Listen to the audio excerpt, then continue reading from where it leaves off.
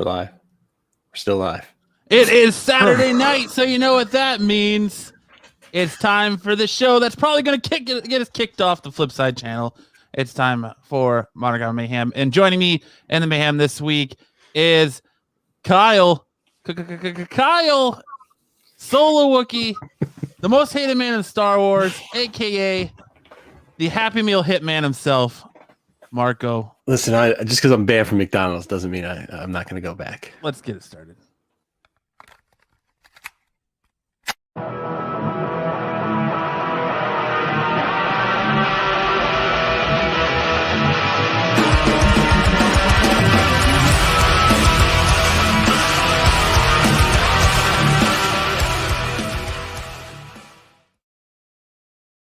Last week's. That is last week's, yes, because week's. I wasn't here, so you guys decided to give it to me anyways. So I appreciate it. Gotta help a brother out. That's right. What Matt was supposed to say was, this is the show that's gonna shut down the Flipside channel. Whatever. You can do intros too, bro. How's everybody doing this week? Everybody good? I'm good. Peachy. Good. Matt, you good? No, but I'm here, so we're going. Oh, that's good. Let's roll. Let's roll with it.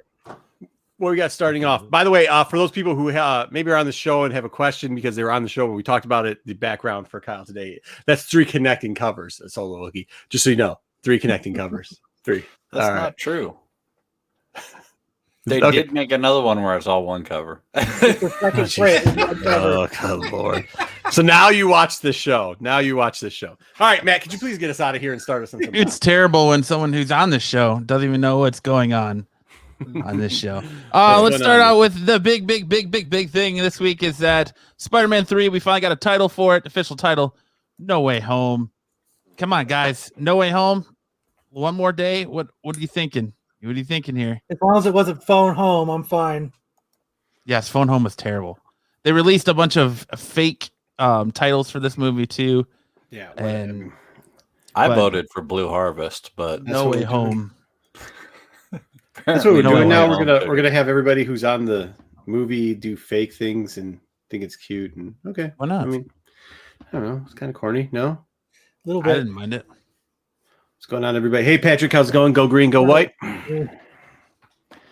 So, yeah, you didn't mind it. It was good. You guys are happy with the title and everything like that. I mean, this is what we have. Where we don't have entertainment. We have to have big reveals on titles that it makes that much of a difference.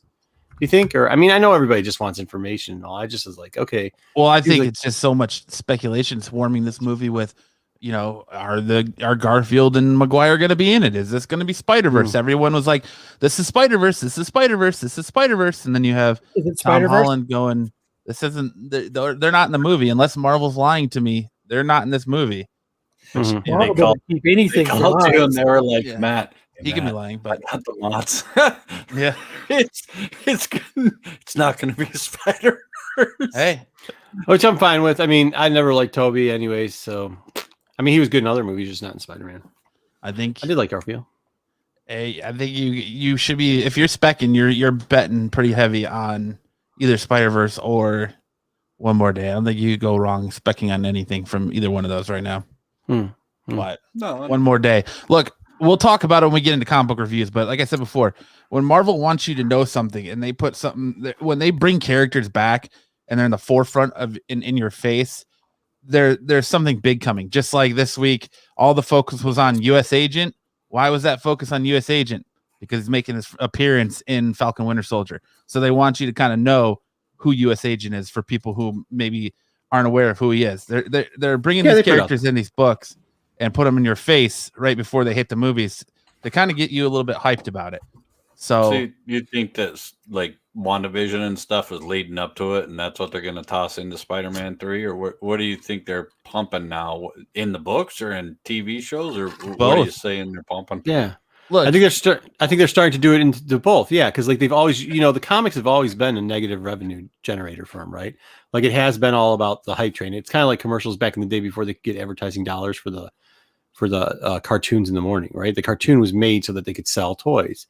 Same thing with comic books over the years, especially when you started getting rid of newsstands and the comic book shops started taking over and you had the crash after the 90s. Comic books haven't been the generator for these companies for a very long time.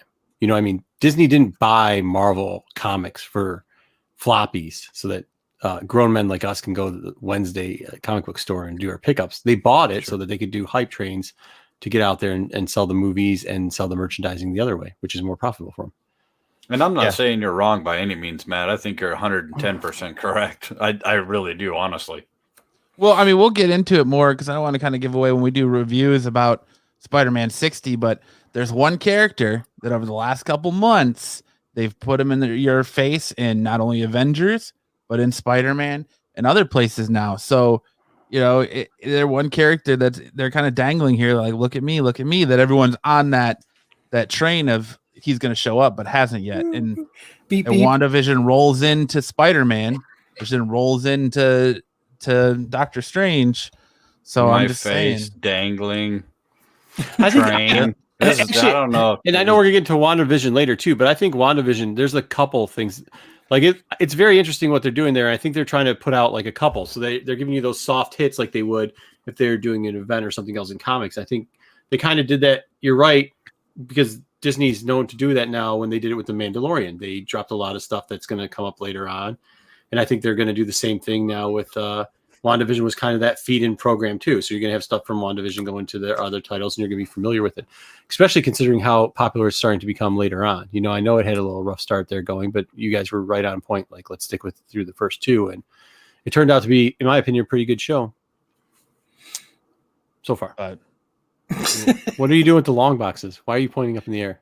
I'm just holding it. I don't want it to fall. Oh, yeah, that's good. Our viewers seem to think that it's Solo, that long box on the shelf looks like... yeah. It does. I don't know who does that, by the way. It's empty. It's just up there until I can get It's some just other decoration. stuff down here moved. Yeah, it's empty. Okay, cool. So what do we got next? What's going on? so What kind are of your- sticking in the realm of Disney here, we got a list of releases for upcoming Disney Plus material. We've got Falcon Winter Soldier coming March 19th, so literally a few weeks after WandaVision ends. If you're in the Mighty Ducks realm, the Mighty Ducks March 26th. But the big one is Bad Batch, May the 4th. Yeah. For Star Wars. Mhm. And then Marco's favorite High School Musical. What is that now? I probably might watch that. I watched what's the one with the girls that sing all the time? They got the Acapulco thing or whatever, the acapella thing. The thing. What's that one called? Pitch Perfect. Sure, Isn't that Acapulco thing. They got that's the it. Acapulco Gold. that's the you gotta be on Acapulco Go to watch it sometime. But yeah, no, is it Pitch Perfect? Is that the one with all the girls? They do the thing where they sing so. together. Yeah, and Anna everything? Kendrick, yes.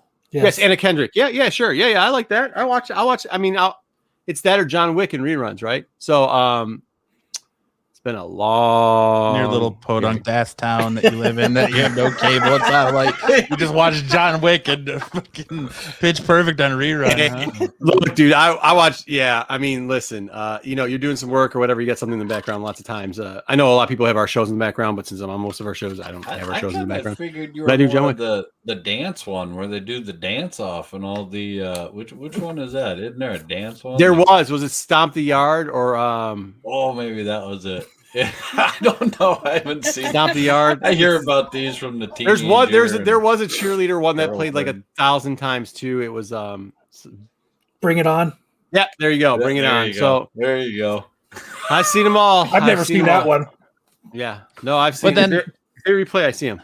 There's the one surprise one that I think people are looking forward to that might sneak under the radar, and that's Loki on June 11th. So you're gonna get quite a bit of Marvel content coming to Disney Plus.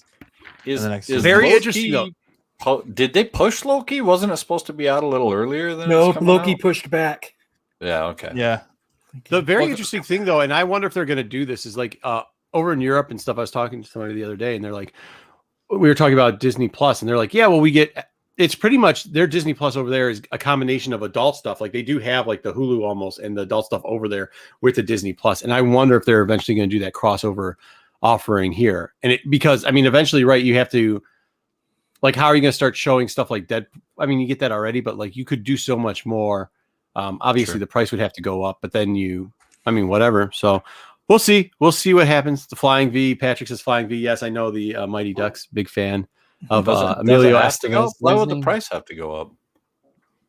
because you're getting more stuff. That's usually how it works. The more stuff you buy, the more you have to pay. They're talking about bringing in that like just adult version of it too, and putting like, since they own 20th Century Fox now, they're talking about bringing in an adult version and bringing out The Mighty rated Duck, R like the porn movies. version? No, The like Mighty Fox. adult movies, like Deadpool would go on there. Deadpool, yeah.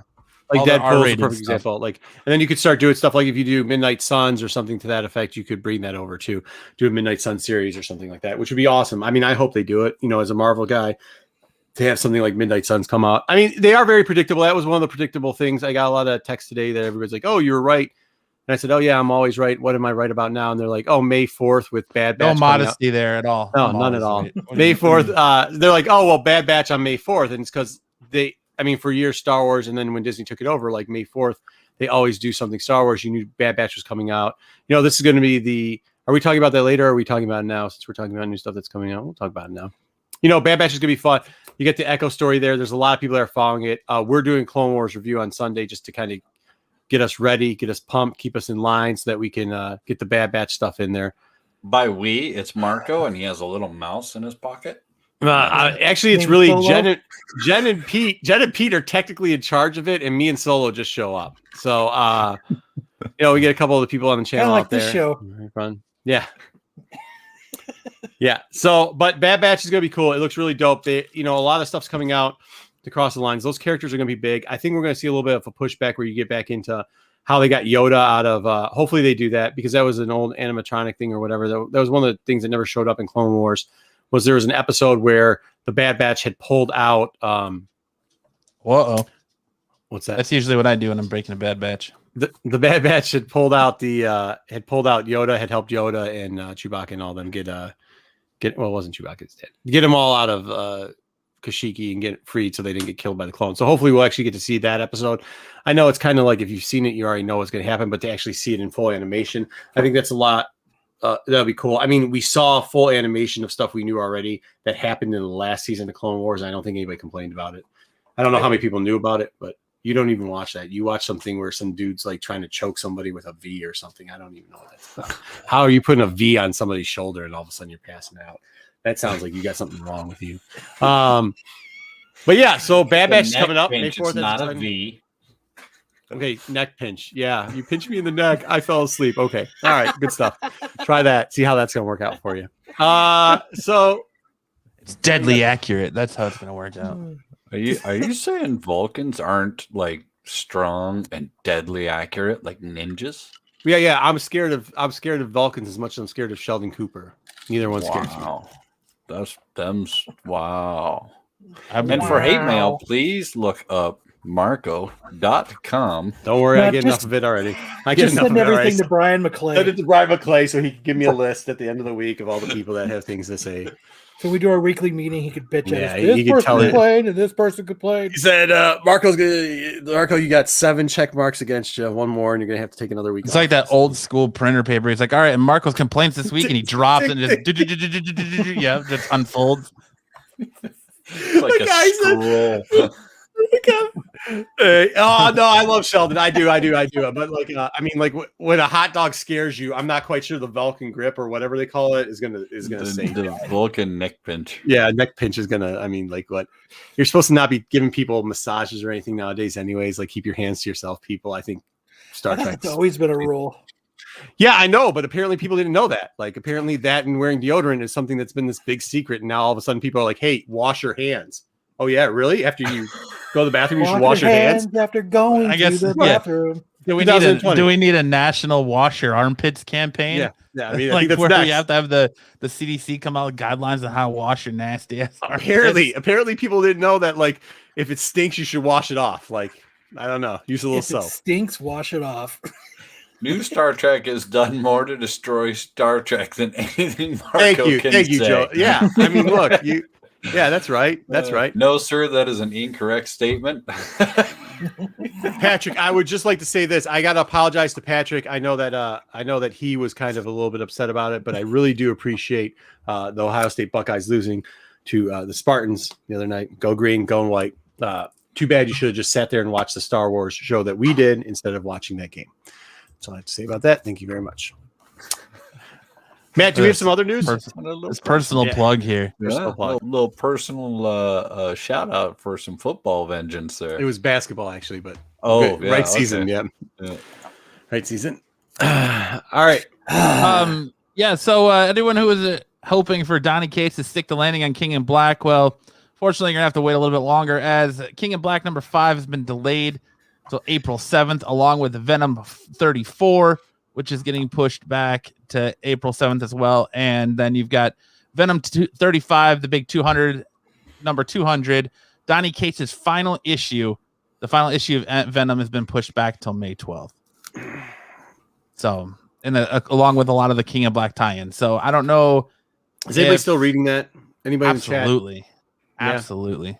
I don't know if that's a sign that the landing wasn't stuck, or if he was like, it's just a distribution thing, or if it's look, I could do something better here type deal. So who knows? Well, I mean, this is an ongoing problem with him. There you go. And it's always good to see Dwayne. Dwayne says Brock needs time. Okay. That's cool. All right. So, this is always an issue that we talk about Cates towards the end of his runs. He has problems sticking the ending. So hopefully with this extended time, it is something where they're just cleaning it up really quickly, or maybe he's just too busy writing crossover episodes. Who knows? But it sucks that, we got to wait till April 7th after that big power up he just got being coming in the new Captain Universe. Now we have to wait until April 7th to see what happens. But this is good to hear, though. Like, it's still going, which I really like. We got comments like, I'm loving King in Black. It's an awesome story. That's always good to hear, especially, for a long time, we had bad storylines in Marvel, and we were worried that it was going to go bad. And I think we're always, as Marvel fans, waiting for the other shoe to drop. We had the 06 stuff where stuff got really good, and then they just completely destroyed what they were doing by 2010, 2012. It just went down in the dumpsters. And then we had all new, which just, that's rough. So I can't do all the titles anymore. Too much going on in my life, but I do like to hear that King in Black's still doing good, because it just means that Marvel's doing something okay. So that's cool. Did you read Crossover 4? We are going to get into Crossover 4. Yes, we are. We're going to go into there. There's some cool things. Stick around, because we definitely will get into Crossover 4. Stick around. Maybe we'll talk about some spec news on it. Really? I'm just joking. I don't know if there is or not. So we've been talking about the news here in the industry, and I think we got to go into something that hits a little bit close to home for all of us here. And that is, if you realize or notice that Corban is not with us tonight. Last Sunday after the show, he unfortunately, there was an accident. His little brother was basically playing basketball with his brothers. A couple of guys walked up to him, said, "Hey, who are you?" Corban's never seen him before, and they started opening fire on Corban and his brothers. Corban's 12-year-old brother was hit in both legs. One of the wounds punctured his femoral artery, so they had to do surgery to repair that. His neighbors have started a GoFundMe for him. If we can link it in the chat, if you guys want to donate, that's awesome. It's to help try to put up a reward to catch the people who did this. So his brother's recovering, medical bills are being covered, but we are trying to, his neighbors along with his friends and other family are trying to pull together a fund to offer a reward to catch the guys who did it, since they haven't been able to do it. So that's why Corban's not here. So, keep him in your thoughts. Send good vibes to him and his family. Yeah, definitely good vibes. Maybe put up the GoFundMe so people can see what it looks like. Yeah, I know, even the private chat. We are thinking about you and your family, Corban, for sure. Yes, it did. And the GoFundMe is also going to help cover expenses for any work his family has missed due to having to be at the hospital with the younger brother that was shot, unfortunately. So rough to be that young and have to go through something like that. Come on, people. It's time to get along. Life ain't that bad. You if you don't like somebody, we'll walk away. It doesn't change your day. Well, this is just some Hug random your thing. neighbor. So this is just random. Anyways, we don't ask for a lot of support in a lot of things. I do 3 or 4 shows on this channel. Don't ask for anything much. I'm going to ask you for this. If you can, I don't care if it's $1, if it's $100 or $1,000. If you could just check it out, give them a couple dollars, I really do appreciate it. All right. All right, there's the GoFundMe thing. It's in the chat. Please do it. Thank you very much. So yeah, Matt, what else? Moving on from that, so keeping it, we'll go Corban. Keeping it Corban a little bit. DC announces 11 surprise and new 2021 titles, books. I don't know if any of you are interested in them, like Deathstroke Incorporated, Harley Quinn, the animated series sequel, a Wonder Woman 80th anniversary title, Elseworld, half of the new center of the DC Omniverse, DC Vampires, Robin and Batman, Joker, a puzzle box, The Legend of Batman, Crush and the Lobo, Nubia and the Amazon, and DC Middle Ages. None of those sound appealing to me. Hey, listen, I hope Crush and Lobo works because I'm personally vested in this thing. That's what Matt wants to do is crush Lobo. Yep. I mean, with both Lobo and Crush, so I hope that works out for me. But besides that, did we get the announcement of Titans Academy or whatever? I mean, I know they said in the book they're going to do it. Yeah, Titans Academy was already announced. These are surprise announcements. These are surprise announcements. This is part of that DC. Look, we're rolling back our books. We're going to revamp and relaunch, and then they still overextend themselves titles on us. Yeah, a bunch of titles nobody wanted or asked for. I don't think, but that was it. I talked to some DC friends, and I wish, like I said, I wish our other friends were here and stuff like that. But to ask them about it, but their opinions on some of them were like, okay. I thought they'd be excited about the Teen Titans, but I think their core fan base is going to have a little bit of an interesting problem with this. I think they're trying to finally get out and expand and say, hey, let's throw a net out there, kind of like Marvel did when they revamped everybody. And as much as you could hate, and even me say like, hey, new Marvel now, new Marvel. But at the end, it worked, right? Like, yeah, all the titles didn't work. Yeah, they were throwing crap up against the wall. But if you look at some of those titles now, they're doing okay. Like did anybody back then think Squirrel Girl? I mean, from the Midwest Avengers, Squirrel Girl is going to be having her own title and still going, even if it's only like 10, 15,000 print run. What about she's unbeatable? Yeah, whatever, unbeatable. Yeah. Yeah, she beat up Thanos. I mean, we could talk about this all day. I know Mel was always saying it, and we kind of talked about this before with Devil Dinosaur and Moon Girl. Yeah, when we saw people show up in cons with it, even when it was the new now and people were knocking it, you had to get in that early, but it worked out. Like that stuff small stuff here and there worked out. These titles all aren't going to work out. They aren't, but there probably is going to be 3 or 4 that do become something. Hopefully. I think some of the difference though with between the DC and the Marvel actually started. I mean, they within reason they did new different stuff. Like DC is rehashing a Harley Quinn line. So Squirrel Girl, that's something new. You didn't see that before in books. That was a new, hey, let's try something completely new. You know what I mean? Like now it's Harley Quinn and Joker, and now it's Batman. Brother. And now it's I appreciate what you're saying, but there's people and some people that come into this chat that if you heard what they were saying at Diamond Summits, they weren't saying it's new. They're saying this is, and I can't even say what they said because we'll probably get cut up. We will get thrown off of YouTube for it. But what they were saying was like, this is rehashed garbage that we can't sell. And when you see stuff like what that guy, says, he's like, yeah, maybe this is something where you can have a Crush and Lobo and you can connect with you. It's tough for us guys who've got daughters too. Like how many they did ponies and Transformers. That's cool. But like, I mean, you got to give us something I can read with my daughter. That, you know what I mean? Like some of those titles that stuck were like Devil Dinosaur and Moon Girl. That was a dad-daughter book, 100%. Yeah, yeah, absolutely. But I mean, that's not what I'm seeing from DC. Well, that's kind of part of my. They're redoing a lot of the same old kind of stuff. It's not new at all. It's not, dude. I guess. But I'm thinking it'll be interesting to see how it lands. Scope, maybe I'm trying to just be positive about it because I really I like selling DC stuff too. Like, I hope it works. I totally do. I'm glad that they are trying something. This is really the first, in my eyes. This is the first real good try I've seen from them. In Future State, I didn't think it was a very good try. I don't know, but Future State, like they're trying something. Look, Future State was. We know what Future State was. They were trying to plug a hole. And look, there's even in our chat right now, a lot of the guys are saying we're going to give Teen Titan Academy a try. That's good news. That's actually good news. And then when you see the stuff, right there, Gonzo. Yeah. I didn't know he ever said I thought he just clowned on me all day, but whatever. What's going on, guys? Hey, but I like, thought he was more worried about your bath schedule than he was. Now the Teen floodgates Titans are Academy. open. yeah, pull these roll out. There's a hey, Dwayne, there's a second one coming up, so I'm excited about that because at least it gets me right reading with both my kids.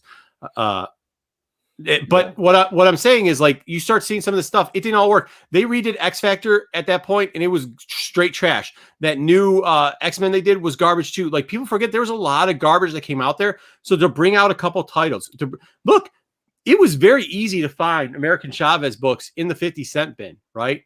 Like, I'm actually maybe I'll show a pickup later. Maybe I won't. That at this last con that we decided to bring a little Dino to. That I got that somebody mislabeled because it was during the new era and people listed it as something else that it's not. Is that your new version of I don't want to get into it? Yeah. Maybe I'll show it later. Maybe I won't. Yeah. Well, because you keep putting gods out there, I had to give a shout out. But what I'm saying is, like, we've seen. Hopefully we get to look.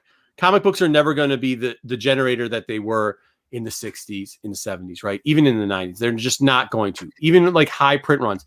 High Republic 1. What's that print run? Has it come out yet? It's probably 500,000. Like, that's not close to what like C-rate books were doing in the 90s. We're never going to get back to that rate. People are smart enough never to print out 2 million, $1.5 million and throw them in a Jordache jean or whatever they're going to do with pockets and everything else. Jeans. But was that what he was advertising? Was that what? No, it was Robin 501. It was Levi's. Button flies. Yeah. So I love that commercial. But Jordache, I think, might be a little more fitting. Yeah. When I think of Liefeld, I think Jordache type of dude. Anyway, I've never had any formal sort of art training. Yeah, and it shows, Rob. So, anyways, neither is Jordache jeans. Anyway, so by the way, we need a sponsor. So if Jordache is Jordache even around anymore? Who knows? I don't think so. All my pants come from Nordstrom Rack. Jinko. But yeah, what I'm saying is, like, you saw some of that stuff. So hopefully this is it. Hopefully, it's just like Kate's taking a break here, maybe finishing Landing. Hopefully we're going to get that. Maybe we're a little bit positive. Look, I mean, yeah, a lot of those titles are going to suck, but hopefully we get a couple good ones out of it. So there we go. I think we will. We end up getting at least 2. Yeah, good. Yeah. All right, that's all we need. Oh, Give us a couple. Good. I'm And like hoping for future like state. 40%. Look, Batman fans are not going to stop reading detective, no matter how bad that is. This is the one thing I've learned. Like, no matter, I've talked to people about it because I've started you guys are making me read all these future state books. And I started talking. I did not. You cannot put that on me, Marco. I did not make Don't you you read put that those evil on me, Ricky Bobby.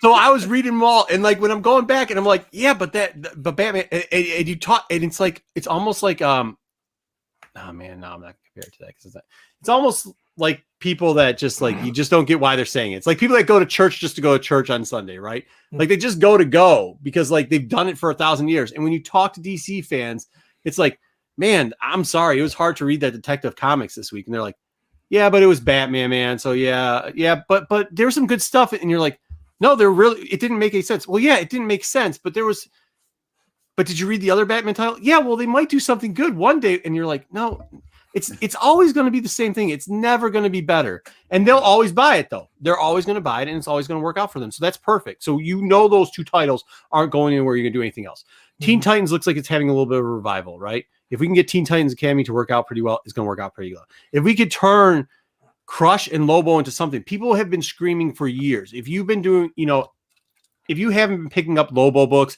there's some hot covers in Lobo books. There's some good stuff going on there. If you didn't have the Crush going on, what was Crush? Crush is like 3 or 4 years old now. Is she like 3 years old now? Seriously? Yeah. And they haven't done anything with Crush and Lobo, really.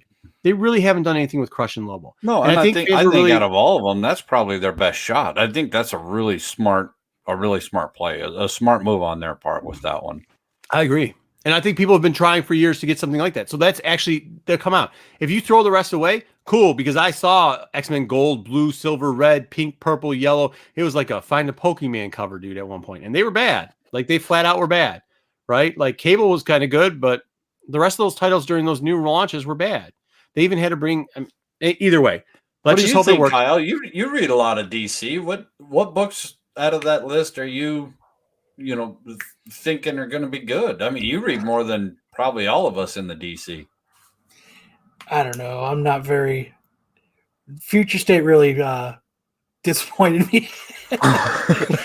I have to say it. Now I'm a little scared. Like I was hoping Future State, like we talked about it before, but it's like we'll get into it later. Like Suicide Squad was unreadable this week. Like I tried to read it like 4 times and I just said forget it. I just couldn't do it. I lost interest instantly. Well, I think that Joker is a solid sell. I mean, everybody likes Joker, even like Marco was saying about Batman. Joker is one of those everybody loves, and you can always sell a Joker book, and so there's potential there. Well, like Joe said, Joe said in there, he's like, 39, you're gonna have. I mean, that's an excuse for how bad some of the Batman stuff has been, but the Harley animated stuff too, which he was talking about earlier, people really are getting on that. They're really liking that type of stuff, and I think it's like you're gonna have some winners out of it. It finally sounds like you're gonna have some winners, right? I mean, I was gonna say, is this the time where? Well, Solo just said, is this the time where that line in the sand is drawn? Because can you sell a Joker book on name alone? If the content sucks inside the book, are you tarnishing that character? And this is him going forward. So this is the thing I'll sell this is the thing I'll say from a reseller point of view. You know why I buy DC collections? It's not for the keys, because DC emergency toilet paper. No, honestly, they pay the bills. The runs pay the bills. The runs really do. They pay the bills.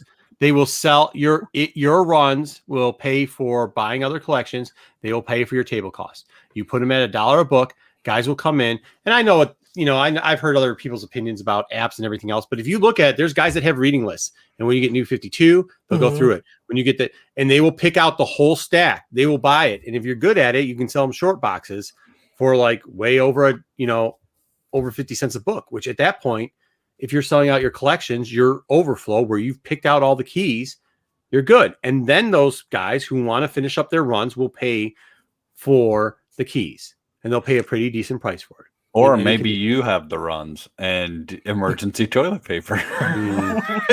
People tired. There is some DC that I look. I mean, like this says right here, people tired from villain oversaturation. Yeah, and we've gotten a lot of Joker in the last year, and now we're gonna get him his own title, and his own ongoing title. Yeesh. But if they do it good, if they do a good Joker, it sells. They should do a story of Joker where he does a 9 to 5. He comes home and he's got to like pick the weeds because the homeowners association fined him. Look, I just want to creep. Can somebody tell me when Creeper's going to hit? Can somebody please tell me when Creeper's going to hit? Because I got Creeper all day. Down. He's going to take the bus. If Creeper happens, I'm not on these shows anymore. I'm just retiring at that point because I thought knockoff Joker was eventually going to make it, and it just hasn't happened yet.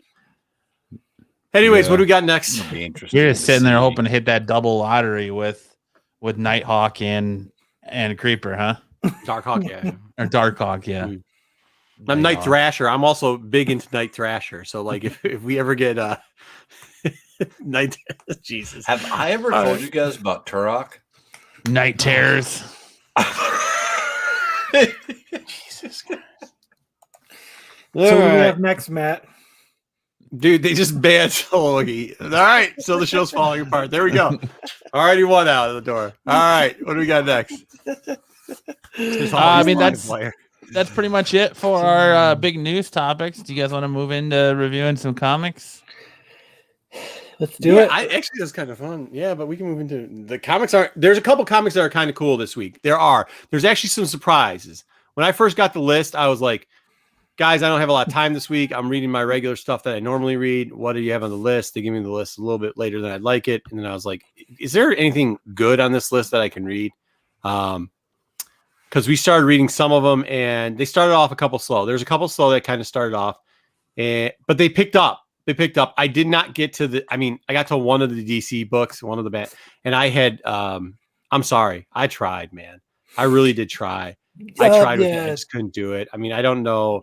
I know that, we had the Hive guys on, and we talked about, they had a book called Stray Dogs, right?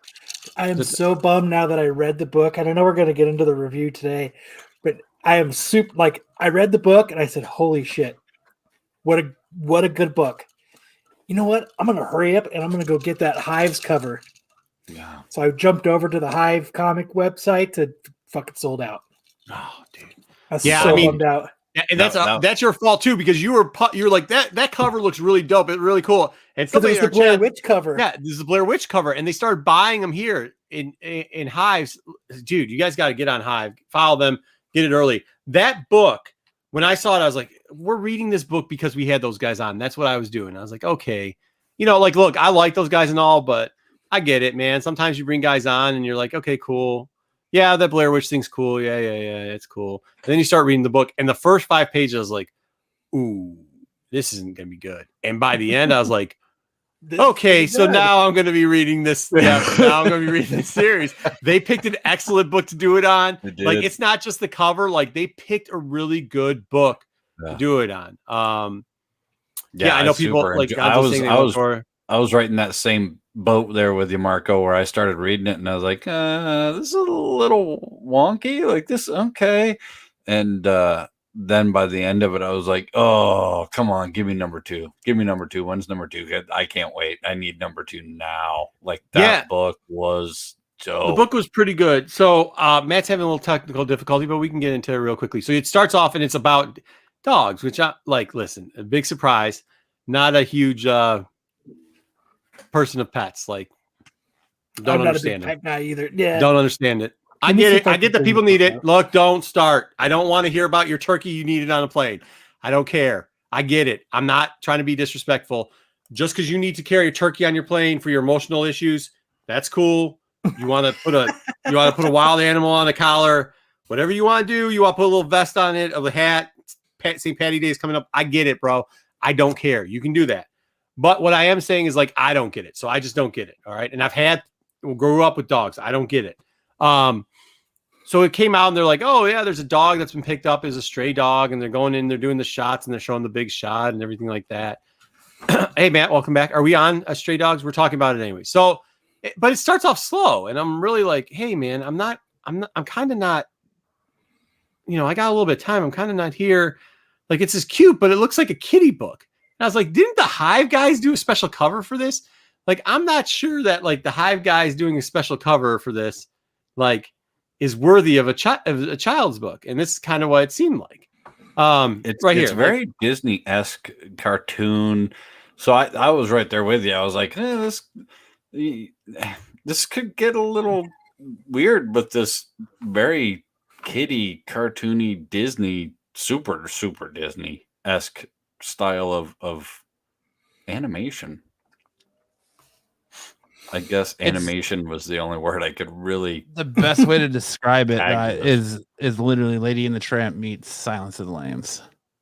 We hadn't got to that part yet. So it starts off like really early. They're explaining this dog's getting all nervous. So you're getting the true feeling for the dog. It's getting adopted, and it goes down, and it turns out this guy, whoever is the adopter of the dog or the person that boards them, takes in a lot of dogs apparently. Well, I mean, it starts off with did her you read owner. the same book that I did? Yeah, as I say, it's her owner is taking her to the vet. No, I didn't. She's talking about getting a checkup. Yeah, I didn't get a see. This is why I was like, this is I really didn't want to read this. Yes. So they came back, and what they're doing is they're discussing. Oh, I thought she feels pain. Scared, and they said, "Oh no, don't worry about the dogs. They don't have short-term memory." Oh, she won't remember this. So she won't remember thing. Then shows up at the house. See, I thought she went for the shot, then showed up at the house after that. It's a time jump into the front. It's a time jump. Yeah. Yeah. So I was like, this first half's lame. Now it makes a little more sense, I guess. But the dog still new. Like I said, it's all they're sniffing for pages. They're saying, "Oh, it's new." At one point, the dog pees itself, and the other dogs are like, "Okay, whatever." Yeah, it's like the dog has no idea why it just showed up here. All of a sudden, it's just kind of here, and it doesn't understand what's going on. And there's a bunch of dogs introducing themselves, and they're going through, and they're killing me in chat because I didn't understand that. I get it, and I know why. I'm trying not to spoil why I know that's the owner now, because I get why that's the owner now, the original owner. I get why it's the original owner now. Now I get it. I get it. Okay. Yeah, it showed up. They're kind of getting her through, explaining the house, your classic introductions. And like, the dog's not sure why it's there. And what happens is they're like, the dog remembers what happens. she finds a hiding spot and she's hiding, What- and then the guy that has the dog now comes and puts a scarf around her to warm her up because she's shivering, as she was in the very front of the book. Yeah, the And- red scarf. No, and the the red scarf to the owner- owner. I get it. Yeah, Yes, now I thought get that it. she was shivering because she was Now I cold, connect. not because she was, afraid. Yes. And now this guy's like, oh, you're cold, puts the red scarf around her, and then to warm her up. Or I like the such. phoenix. Hold on. I like the pheasant. Go down. I like the You're going the wrong. I know. I'm got it. It's like auto scrolling at me. I like the pheasant too. Like this little kind of, because this kind of gives you a little teaser earlier where they're talking about the Oh, he caught that. He's got like a stuffed pheasant on it and everything like that. I thought that was kind of cool. Keep going. But once they put the red Buzz scarf McKenzie. on, the dog actually remembers what happened. Yeah, to her owner, who Yeah, was the what person in the first battle. The person that took her to the vet. Yes. To the vet. Okay, so it wasn't. Yeah, okay, I get that now. The person who Yeah, there's took the her P for a thing. Hey, checkup. look, I read the book. See, look at how far down that was, or at least I looked at the pictures. Look, I'm not good with words all the time. Stop it. All right, like sometimes words hard for me to understand. And There's the it triggers that memory because earlier, as they state, dogs don't really have that cohesive short-term memory. So once she gets that red scarf on her, it snaps into, wait a minute, I remember this scent. This is the scent of my true master and true owner. I miss her. Oh yeah, this whack job whacked my girl. Like my owner is gone. And it triggers that memory through the scent of smell. And you run right here into her. And she's telling and then the now the rest dog's of trying the- to explain it. Yeah. Yeah, she's like, "Hey guys, I remember now." And little Queen Drake throwback there for y'all. And then she started. I don't want to spoil it. Should I spoil it? Yeah, Yeah, no, we're it's not. already spoiled it. Yeah, we'll spoil it. We always spoil it. I did So because I said the red then scarf. she's telling them all, "Hey, look, I'm pretty sure this dude's a murderer and he killed my master. What do y'all think?" And they're like, "No, couldn't be. I don't ever remember him doing bad stuff, and I'd he's smell it. good to us. I'd He smell gave it. Yeah, us a this old house, yard. like I'll smell it. Yeah, that's fine. Yeah, Smelling if is the I'm murderer. a bloodhound. If he was a murderer, I'd smell him, and I'd tell you that he's a murderer. I'd smell it. I'd know for sure. He's a good guy." And she's like, nope, you're all wrong. And then the head kind of lead dog right here is with her, and he's like, I'm not so sure about what you're saying, but I'll give you the benefit of the doubt, and maybe I can, help you along and everything. And then they go to bed at night in the guy's room, all the dogs, and yeah. But you get the sense from this panel here that every single one of these dogs is a trophy from somebody he's killed. Yep.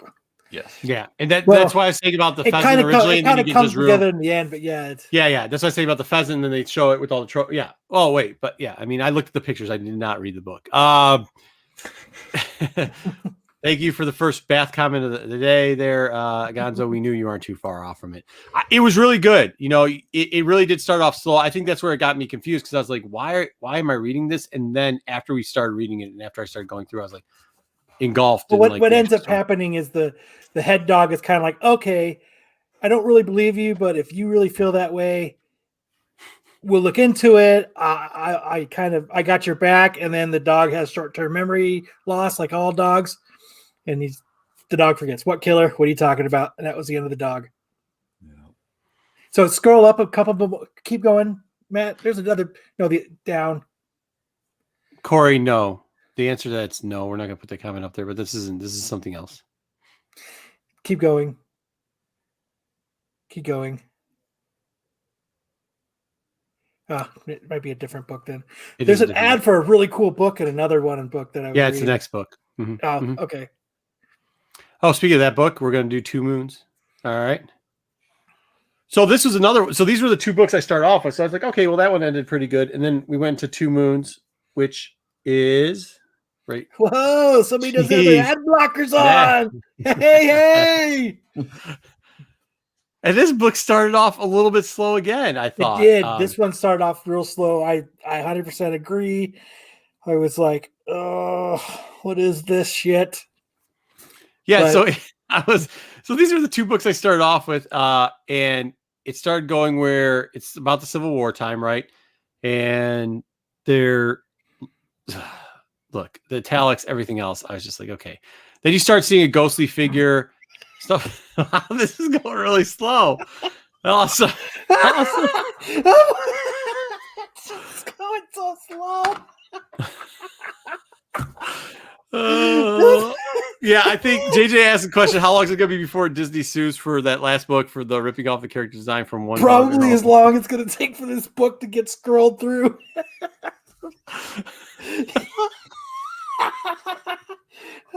Either way, so all of a sudden you see the spirit. So this is why this was me actually reading the book. This seriously was like me reading this book, going like, "What am I reading? This is taking so long." That's what I was thinking too. I had no clue. The start off was so slow on this book. And I think that's what Matt's making a point, because he was the one that picked these books. So he is now playing a joke on us, and it's all funny, but it gets going. You can't, oh man, it was tough. I mean, really, to start this book off, the beginning was a tough read. It really, in the start, it was. I didn't even get this, because then he wakes him up for like a nightmare, but is he in a nightmare? Is he not? And then it comes out, and there was just no explanation on some of these books. You get to the beginning and you're like, this can't be good, because all the setup of it being in Civil War era and everything else. Now there's a guy with a knife. The word bubbles weren't helping out at all. So fucking funny. So apparently they needed like a ranger type character. This big guy right here. I can't stop laughing. I'm sorry, everybody. This big guy right here comes into play later. He definitely does. They shoot out of the. It's still slow. Scrolls go. So going. This is so stupid. But you start to think like the story's going to pick up, and it still doesn't pick up at this point. It No. really is crawling. It's really crawling as bad as it goes. Let's just get through the story and it'll happen.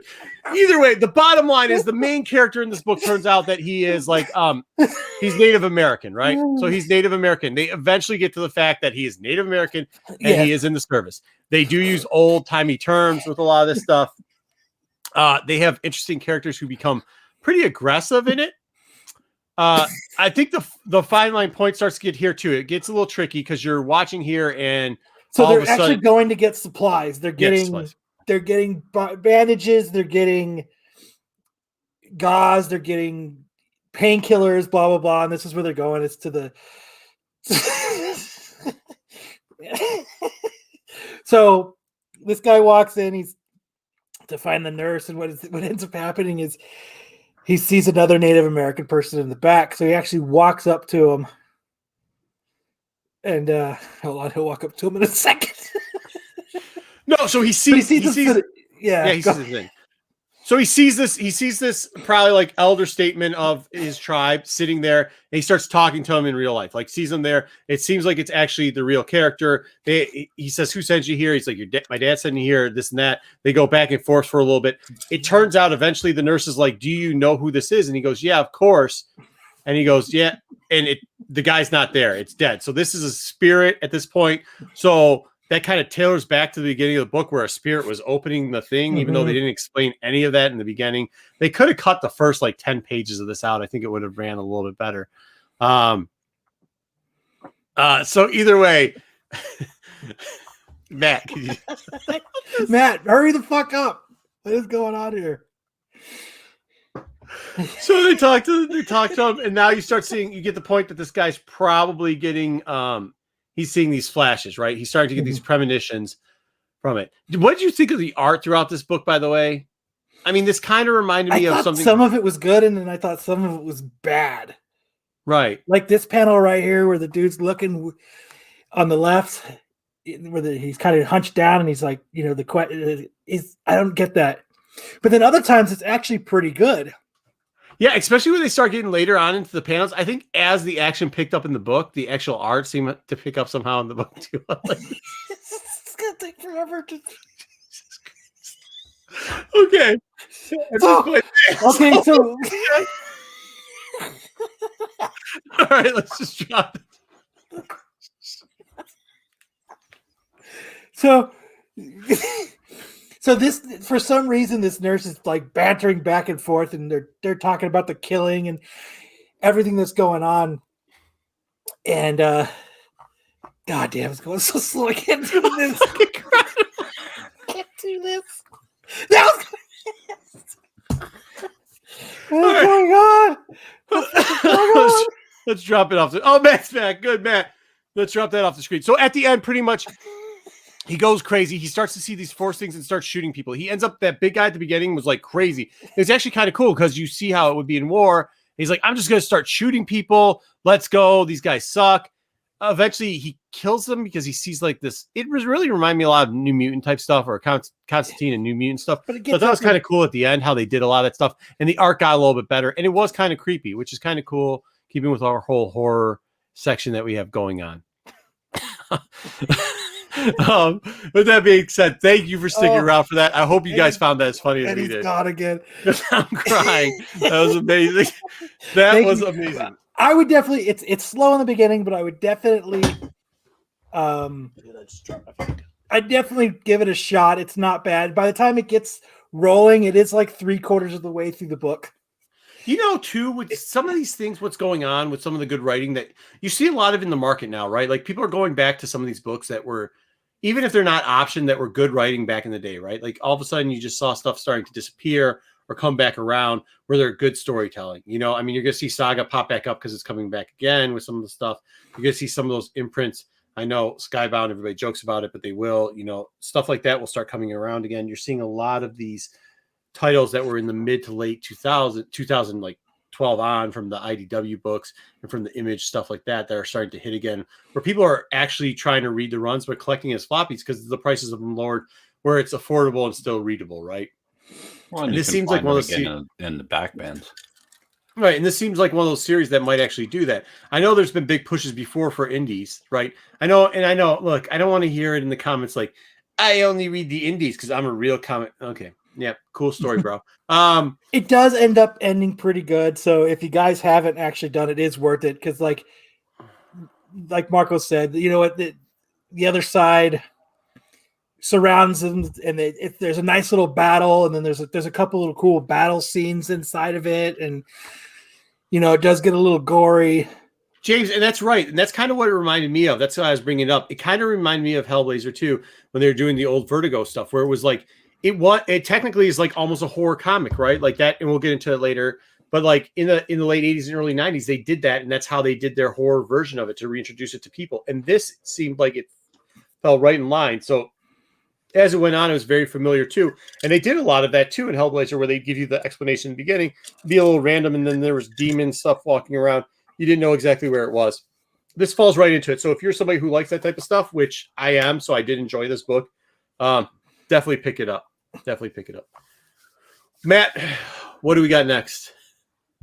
What do you guys want to talk about next? Do we have another book that's not going to scroll at 50%, or should we just pass through? No, we don't. All right, fair enough. What's our next segment then? If you want to talk about, we can talk about Spider-Man 60. It doesn't matter if we have the. Yeah, it doesn't matter if we have the things for people. Everybody read that book, or if they didn't read that book. Let's talk crossover. Oh, crossover. So crossover was good. Should I hold up crossover and put in? Did you guys enjoy it this week? It was extra long, right? It was. It's bigger than last. I still haven't read it. You haven't read it? Yeah, it's extra big this week. Good. It shows. That's what she said. God. So what I liked best about crossover was that they did the Flomax thing, but they actually gave the backstory at the end. So it was like two big stories going on. They explained the group that was there.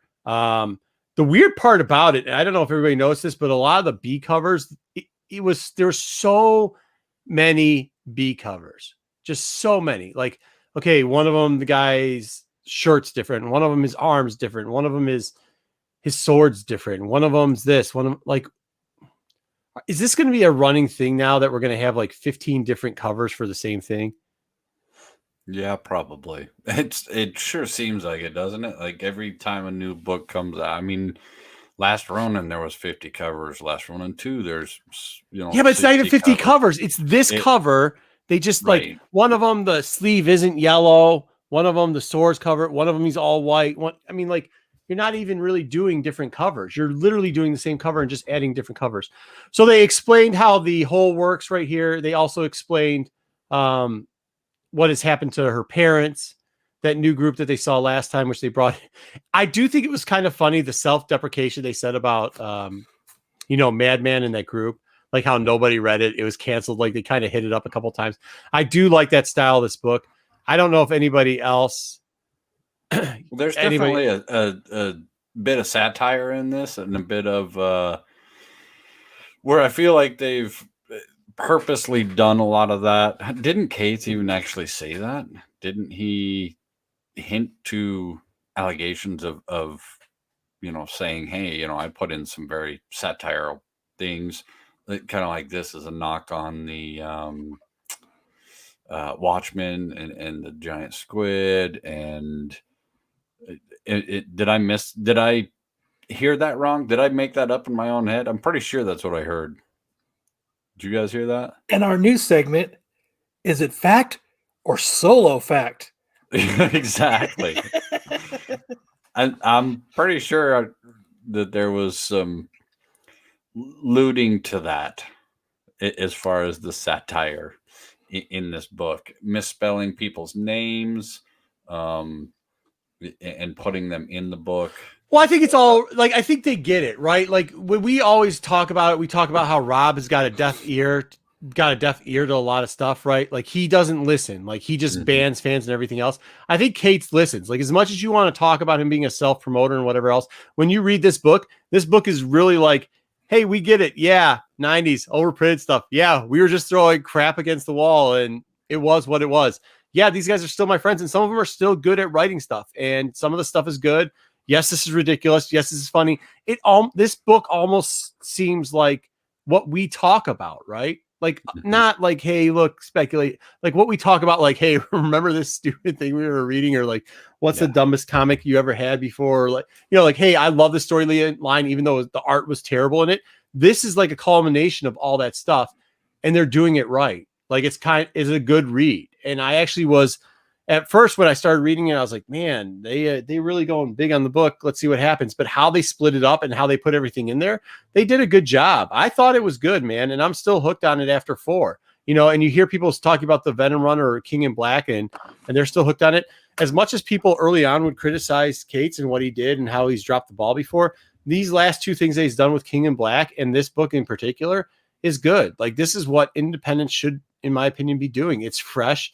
It's new. I mean, yeah, they're using old stuff, but they're talking like we talk.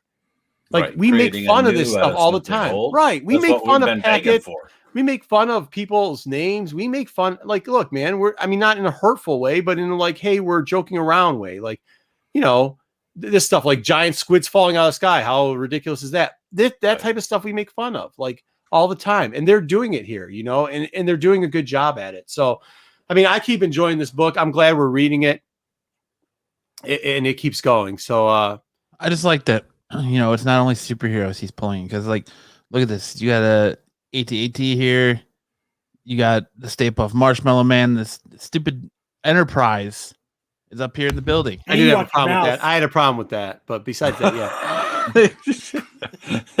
Marco had a hard time after that one. He's like, I don't know if I can read this book. Out of all the things, that was the push over the ledge, huh? I was trying to be positive, and you got to bring negativity in my life, like star flares and whatever that. I'm surprised Marco even knew what it was. He's like, what is this weird spaceship thing in the reflection? I've never seen that before. It's from 2,000 Leagues Under the Sea, right? Yeah, exactly. But no, that's cool. It's really pop culture, and it's kind of also like making fun of us, right? Like it's making fun of us comic book readers here too. Like this is just like, you guys want all the good things. Here's a panel with all the good. Here's the panel with everything you old people think are so cool. We're just going to give it to you because this is all you really want. It's very clever. He does it in a funny way. Mission accomplished. Yeah, he did it, and it works. He did a very great job. Yeah. Yeah. Hey, get off my lawn, except for with this stuff. So yeah. I like the Doc when they make fun of him. He goes, "He's Doc Strange." No, he's the knockoff Doc Strange. Like all of it was just good, man. Like they didn't take it too seriously. It's the complete opposite. You know what? I mean, I don't care. I don't like the guy anyways. It's the complete opposite of Rob, right? This is the complete anti-Rob book. This is you take yourself too seriously. It's not that serious. We came up with terrible characters. This was a little bit interesting and serious, a little creepy too. So he's throwing a little bit of legitimacy in there. But you know, I mean, it's a great book. It's a great read. I hope everybody else is enjoying it too, because I am. I did. Did you see the digital thing though? The makeup with the cosplaying too. That was just. It was good. Like it's good. You know, that's the con people. I know people are starting to go. I'm getting a lot more pictures and a lot more reports on what's going on in small cons and stuff like that, which is good to hear and to see that. That kind of threw it back in there, so that was cool. Oh man, it was just all good. So yeah, I mean, I like this book. The second part. I agree, Marco. We see feet on these characters. Right. Well stated, Dwayne. Well, Hey, well stated. Dwayne. Also, look. If you look at Man right there, do you see his chest area? I'm just saying, doesn't look like. I like Captain America's shield with the Star Trek logo in the middle of it. It's always fun.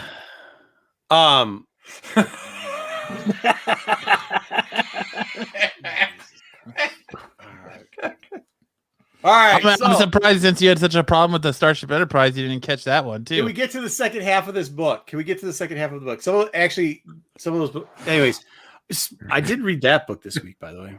Hey, what is this? Is this like a Doctor Doom Vader knockoff? It's Dr. Loom. No. It's the what's his name? Star Killer? Not Star Killer. Bing Fi Fo Foom. Phantom Star Killer, yeah. Phantom Star Killer, isn't it? Isn't it the Phantom Star Killer?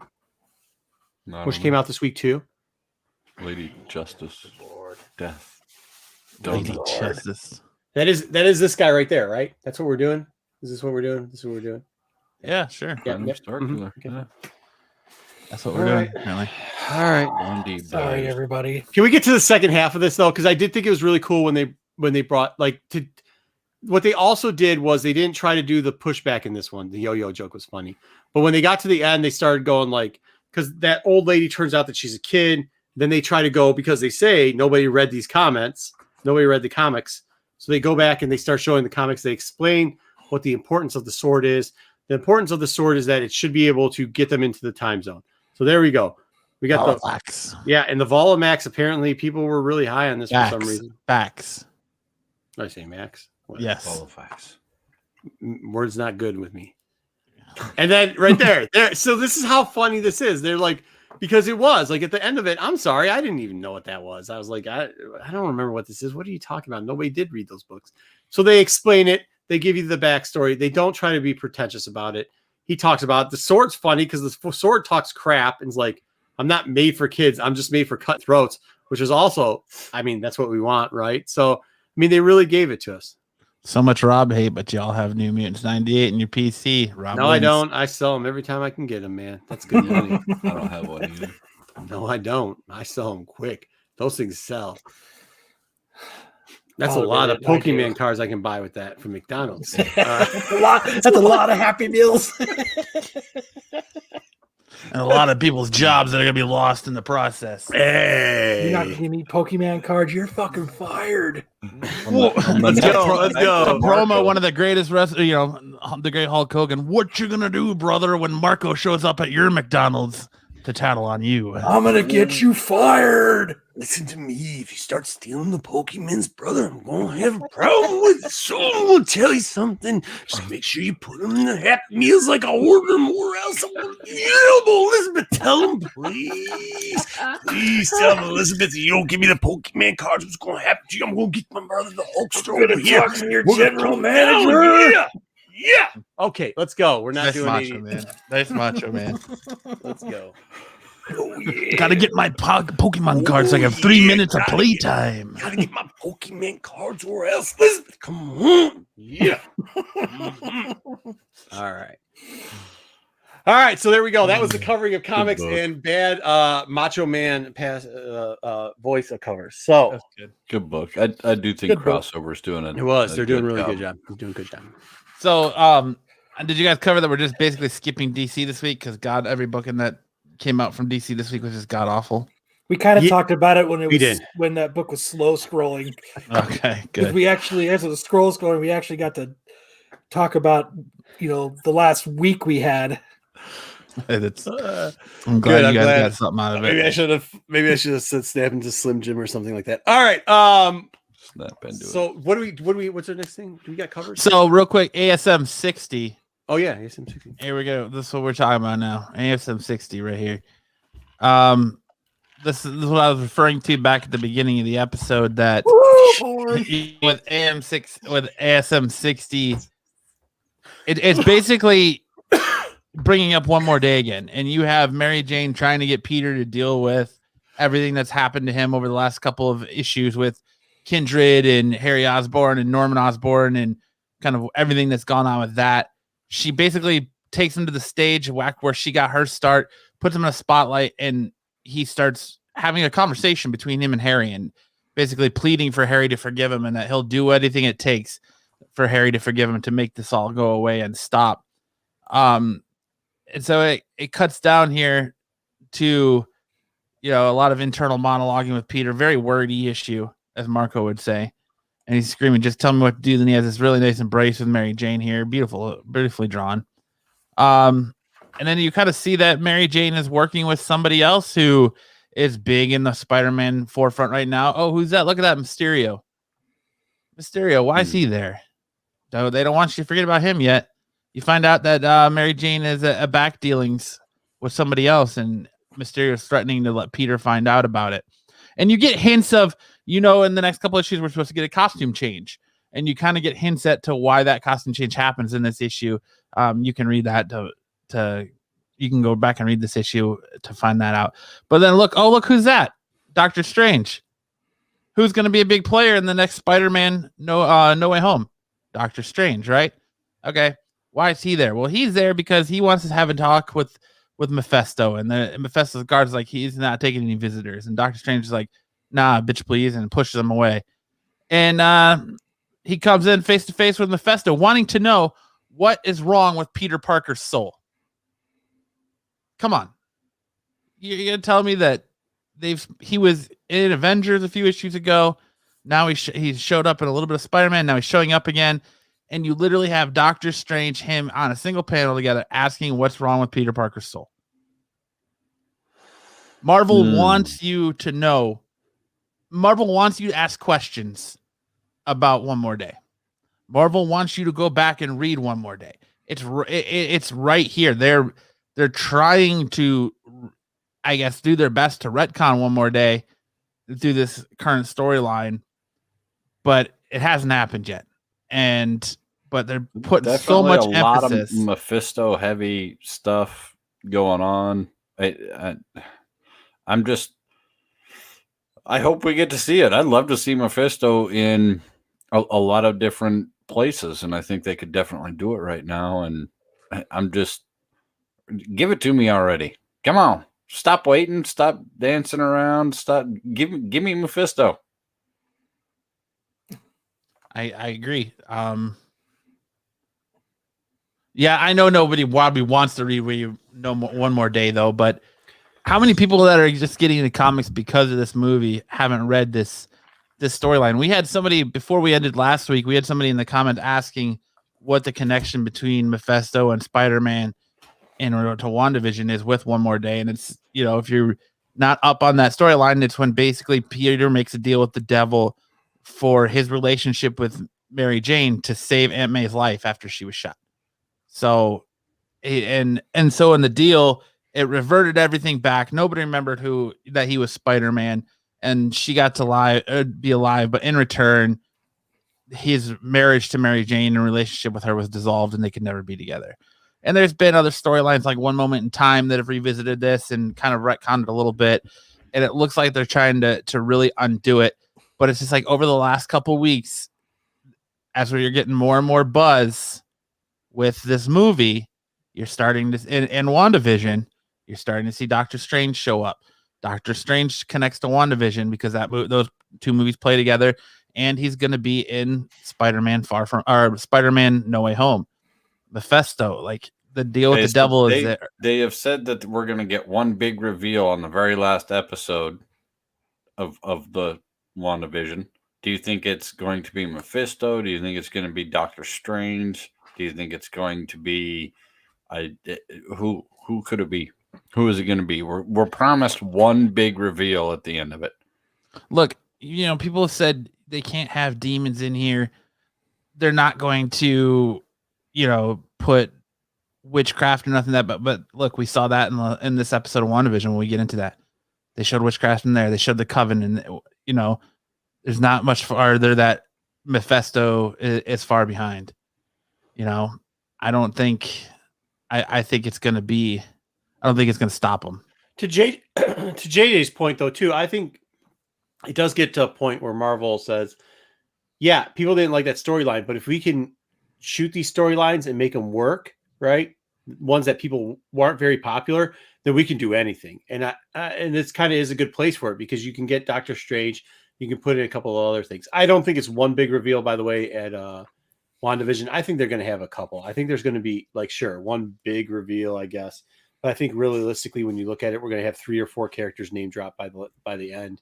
And then they're going to be able to split that stuff out. Well, they just had said that there was going to be one character in particular that showed up at the very last episode that was going to blow everyone's mind and make this big giant change. And everyone's like, oh, it's Mephisto. Oh, it's, I don't know. Well, if we read Twitter, there's some guy out there with his baby likes the blank version of Vision. So maybe it's going to be colored Vision versus blank Vision.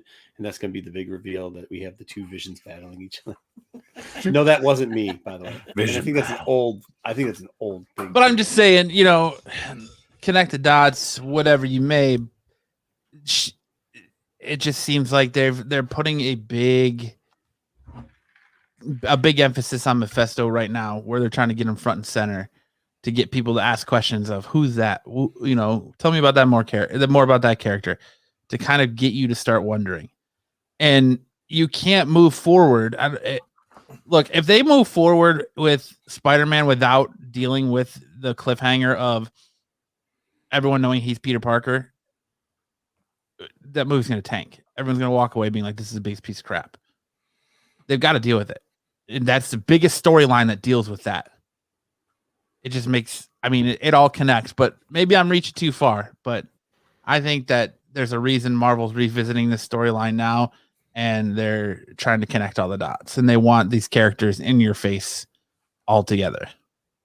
No, I'd agree. And like you were saying earlier, I think it's very accurate that they do push those and bring those characters back out and show you and try and drop you the Easter eggs and drop you the hints. And so I'm down. I'm tired of the wait. Stop building it up and give it to me. To answer JJ's question, he says, so does MCU Peter have a build up enough of a relationship with MCU MJ to do the storyline like One More Day? They could twist that a little bit, but I think where the stakes come in is the age of Aunt May. Aunt May is a lot younger in the movies, and so is Peter at this time. So the stakes are higher because she's way more important now. Her life is way more important now than his relationship with MJ or because any relationship he has. That's you got it. You nailed that. Because the relationship with Marissa Tomei. Yeah, because the people like that. Because she's Marissa Tomei. That's come on. I'm a fan. I don't disagree. I think Mephisto's coming. Obviously, I've invested in that book, but I think there's other people too that are coming. I think, obviously WandaVision is a playoff. I've always thought it's been a playoff for a bunch of characters and a bunch of ways to get it to try to have the MCU kind of come together. It is vast. It will be impressive to see if they pull this off well, because it's very hard if you think about how many moving parts they have to get together. You know what I mean? Like, even we'll get into it more in the WandaVision stuff. But like, if it's not One More Day, what is there the aspect of WandaVision would connect to Spider-Man? Because they've already said, look, this movie, this show is branching out, and the storyline and the ramifications are going to continue in Spider-Man, and then they're going to continue in Doctor Strange. There's Mephisto's like the main key that connects all of this. Right. I'm not saying, but look, eventually you're going to have to go back to Sony and say, we're going to need a little bit more. And they are going to do that. That's what Disney's going to do. And you're not going to give them the keys to the kingdom. You're not going to give Sony the keys to the kingdom. You've already made that work with Fox. You've already made it work with Lionsgate, where you've gotten all your properties back. Eventually, they're going to get that property back from Sony. They're going to. Sony isn't what Sony used to be a long time ago. So are you going to give them the whole keys to the kingdom? I don't know. Are you on the right track? Probably. I'm betting on it. But I'm just I get it, man. I think he's going to show up, but who cares? That's what I'm saying. Like what JJ said, nobody read that title. I don't think they care. I don't think they care if Spider-Man is a hit or not. I think as long as they cover costs, as long as they get a little bit of their money back, fine. They can live with that. Spider-Man doesn't, they just need Spider-Man to be passable till they can get that character back. And if you think they're trying not to get that character back, I mean, Tom Holland's a pretty solid sell as far as movies go. I mean, I really like Tom Holland as Spider-Man. I'd go see him, and I don't care if it's a shitty title or not. I really enjoy Tom Holland as Spider-Man. Yeah. Patrick says Wanda is what translates to Spider-Man the multiverse. I don't want to get too much into it because when we talk about WandaVision, we'll touch on it more. But in this last episode, I'm learning. I'm learning from Marco. In this episode, though, they kind of put to bed the whole idea of the multiverse until Doctor Strange. I know the title is Doctor Strange and the Multiverse of Madness, but right now, unless she rips the multiverse at the final episode, there's a way she. All right, yeah, we'll get into it over there. But I mean, there's a way. I'm just saying, at the end of the day, if you think Solo, I'm surprised you're always in the boardroom thinking there's a boardroom for people with toilet paper. How much toilet paper they're gonna get? You're not doing the boardroom thing here. In the boardroom at Disney under the Marvel branch right now, you know what they're thinking about? How are we getting Spider-Man back? How are we getting Spider-Man back? They are. No, that last negotiation did not go great. It didn't go great. They tried to call Sony on the bluff. Sony said, "Yeah, you know what? We'd rather have you with us than not. We know all that happened." And they're trying to get it back. So I mean, I get it, but I wouldn't put too many baskets in that Spider-Man. Well, Tom Holland's contract is up with Spider-Man 3. He has fulfilled his contract, and he said he has not signed a new contract yet. So there's going to be a lot of negotiations if they want him back. Otherwise, they're going to do something to dump that character, and bing, bang, boom, here comes Miles. Mm-hmm, mm-hmm, mm-hmm, mm-hmm. Yeah, I know. They don't have to use. But you're not. But what I'm saying is, then you're not going to look. Thanos got us 10 years. Well, how many years did Thanos get? How many years did Thanos get? Thanos, and you can say what you want, but it's Thanos. It wasn't like we were talking Doctor Doom. It wasn't like we were talking. I know everybody thinks it's ridiculous now to say that, but it's not like we were talking Galactus. It wasn't like we were talking Doctor Doom. It's not like we were talking, a couple of the other characters like that. We were talking about Thanos, the one that they had rewritten the Apocalypse. They were rewritten that story 16 million times as backstory. Remember, it was his dad, then it was his mom was abusive, then he was some super alien, then it was his brother, and this and that and the other thing. That's the character they went on for 10 years. If Mephisto is that big of a bad, and he is super important, and I'm not saying he's not. Believe me, I want him to be super important. But I hope that they don't. I guess maybe I hope that they don't use him that much in Spider-Man, because I want to see him be the next Thanos. I want to see him be the 10-year character, where then we get that mystery realm to come in. We can do a lot more things. We can go back under the ground. We can get new mutants to work out with certain things like that. You know what I'm saying? So, I mean, I get what you're saying. I think there's a lot of people, too, who are hoping that, it isn't an all-in type scenario. Watch people kill me and say, Thanos is the greatest villain of all time. Don't you know he can snap things?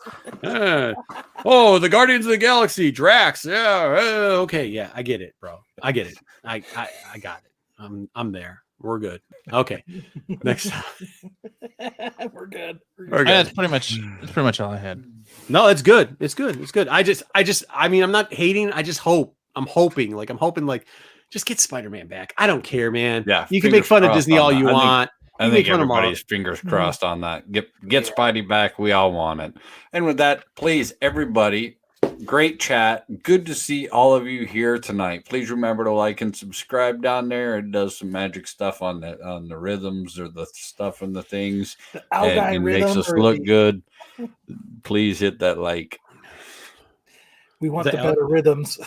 We want the better rhythms. Hey, if you want next time the comic books to move a little bit faster than they did last time, give us that like and subscribe, because then we can pay the bills for 35 cents. We need the rhythm of the night. Oh, All right. What are we moving on to next? I can't stop laughing about that. Dude, I was crying. This so much. So you guys have some Star Wars talk to give us, don't you? What is that? The next segment? I do believe we have a little bit. You put up something, I'll talk about it. Let's talk about Bad Batch. They revealed it's going to be released.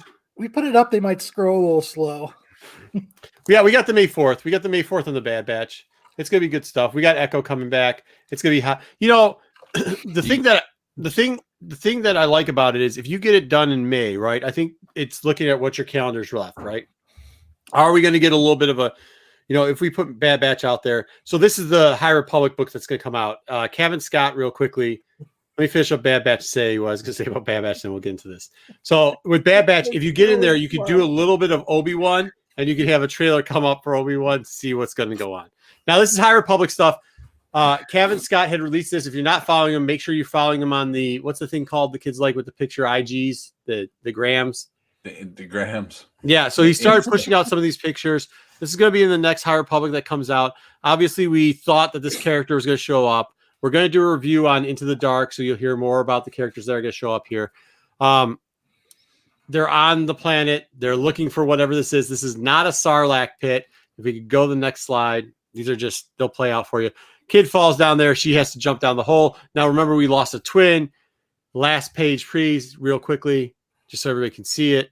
Now, this was actually out of the preview book. That was out of this book right here. If you didn't pick it up from me, if you're not reading the free previews that they give you at the comic book stores, that's why you should go to an LCS. It was weird because they did it backwards. But we actually get this character, Solo. You can pronounce it better than I do, so give him a talk about it. Drengar. The Drengar is this. It's not Seymour. It is. Oh man, now I forgot the name.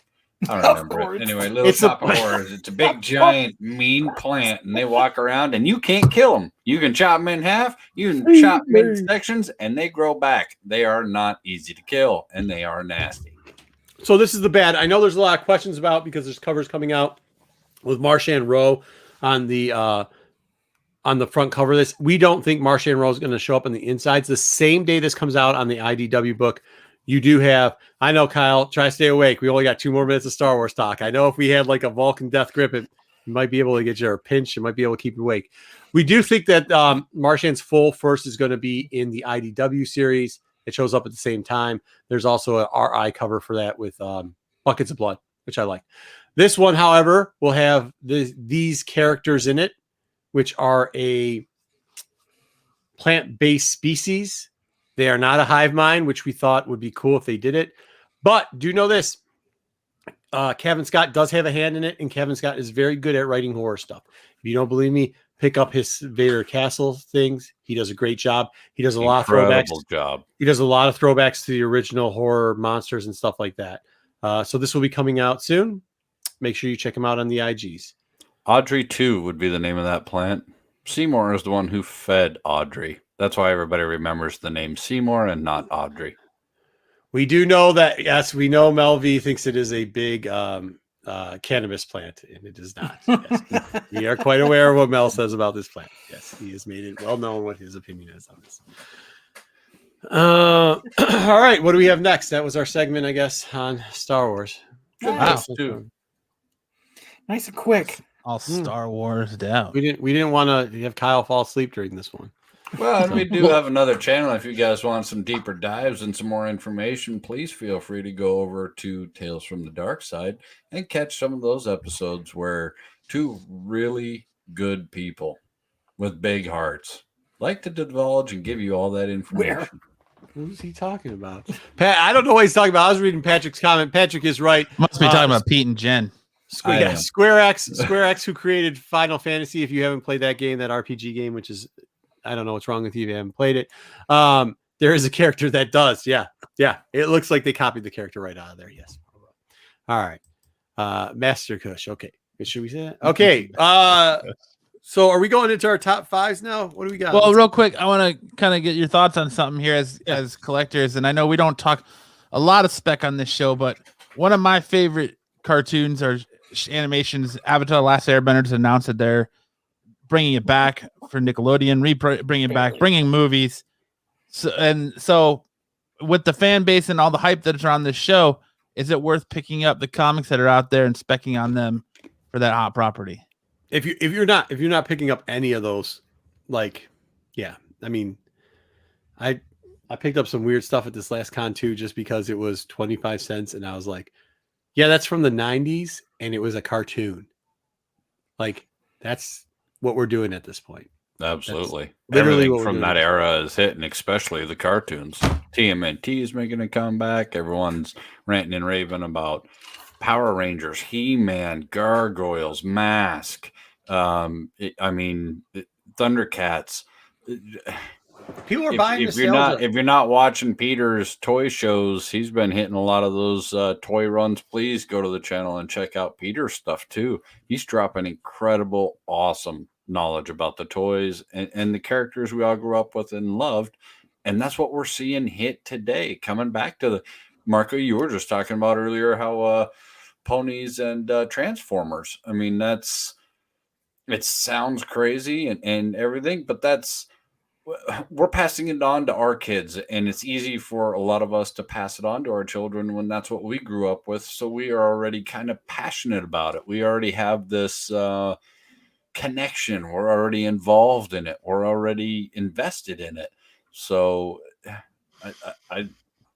The Last Airbender is great. The movie was great, even though M. Night Shyamalan did don't say that. It was good. It was He's very trolling enjoyable. people. Oh my god, Kyle, how's that chair enjoyable. feel? That's It's cool a pretty chair. good That's chair. nice, comfortable, huh? Just so we don't get killed in the chat, I like what you said. Everything you said. So up until the movie was I enjoyed great. the movie. It Just could so have you been don't better. get- Don't get me wrong. Just so we don't get killed in the chat, Avatar came out in 2005. Just because I don't want. I can see it now in the comment section. Avatar wasn't a 90s cartoon. Oh, well, yeah. 2000. Well, okay. So, yeah. Also Well, a Dave thing. by I'm the also way. older than all those people, so Yeah, probably. grain of salt.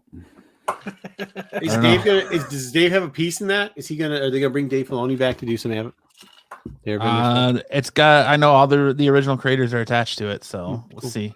Alright. I know they were working on a live action Netflix show. I don't know if that's still coming. I'm assuming so, but they just announced that they're gonna come back to TV with more stories and expand that universe. So I have no there's a clue what that's lot- about, by the way. I don't know what it is. It's a fantastic show. Is it just some dude like shooting like the like Hadouken stuff out or the Street Fighter? No, stuff? it's about the Avatar, man. The guy or the one being that can control all the elements, and he's coming back to save the world. It's a fantastic show. I'm telling you. Like, you should sit down and watch it with your kids. They'd love it. It It's is. got a huge fan base. Yeah, no, I know it's a huge fan story. base. Yeah. Yeah. It's worth every bit, in my opinion. Cool. And We're gonna get- again, go buy all that stuff. We're gonna get Go so buy many everything. thumbs down for Solo saying the movie was great. Hey, I enjoyed the movie. I know a lot of people that enjoyed the movie. But Oh, on shit, to I what like everybody came here for. Yeah, that's actually what my kids were Marco's watching. gonna today, open was the old- Pokemon cards. No, This is G.I. Joe. Actually, I did. I got the serial Pokemon cards. We might do it later. Or we can do pickups later. Are we doing the top 5 or are we doing pickups? What are we doing? That's what we're doing. we want to do top 5 and then pickups in WandaVision. Yeah, that's fine. All right, let's do it. Who wants to start the top 5 this week? Go solo because it's the odd bit out because he All didn't right. listen to I he did- didn't listen no, to what I we were did. doing. I just mine. Okay, look, we'll start. I'll do mine because Wait for the Wookiee spin. dope anyway. He's gonna spin it to show you why he paid attention. Uh-huh. So here's the problem. I can sit and I can tell you the last 6 horror books that I would, recommend for you as a read, but as I've already done most of them, it would be pretty pointless, and I don't want to sit and just regurgitate a bunch of information to our listeners who So he's gonna type Already it out know for what you. would you like me to tell you? Go read Castle Vader and then return to Vader's castle and then adventures of, Vader's castle. No? Okay. So what I did do is I did pick up some of the ones that were a little. I've read a few of them. I have not read all of them because there are a lot of bronze, gold, et cetera, et cetera. And I wanted to pick up some books that I love the covers, and the covers mean a lot to me, just because I just love the way the covers look and they're classic. But I thought I'd try and bring some stuff that is obtainable. Like you can go onto eBay and you can buy them right now. You can find them in stores. A lot of these aren't really, really hard to find. So, I mean, this cover, I love this cover. We got A House of Secrets number 103. It's published 1972. It's classic Bronze Age.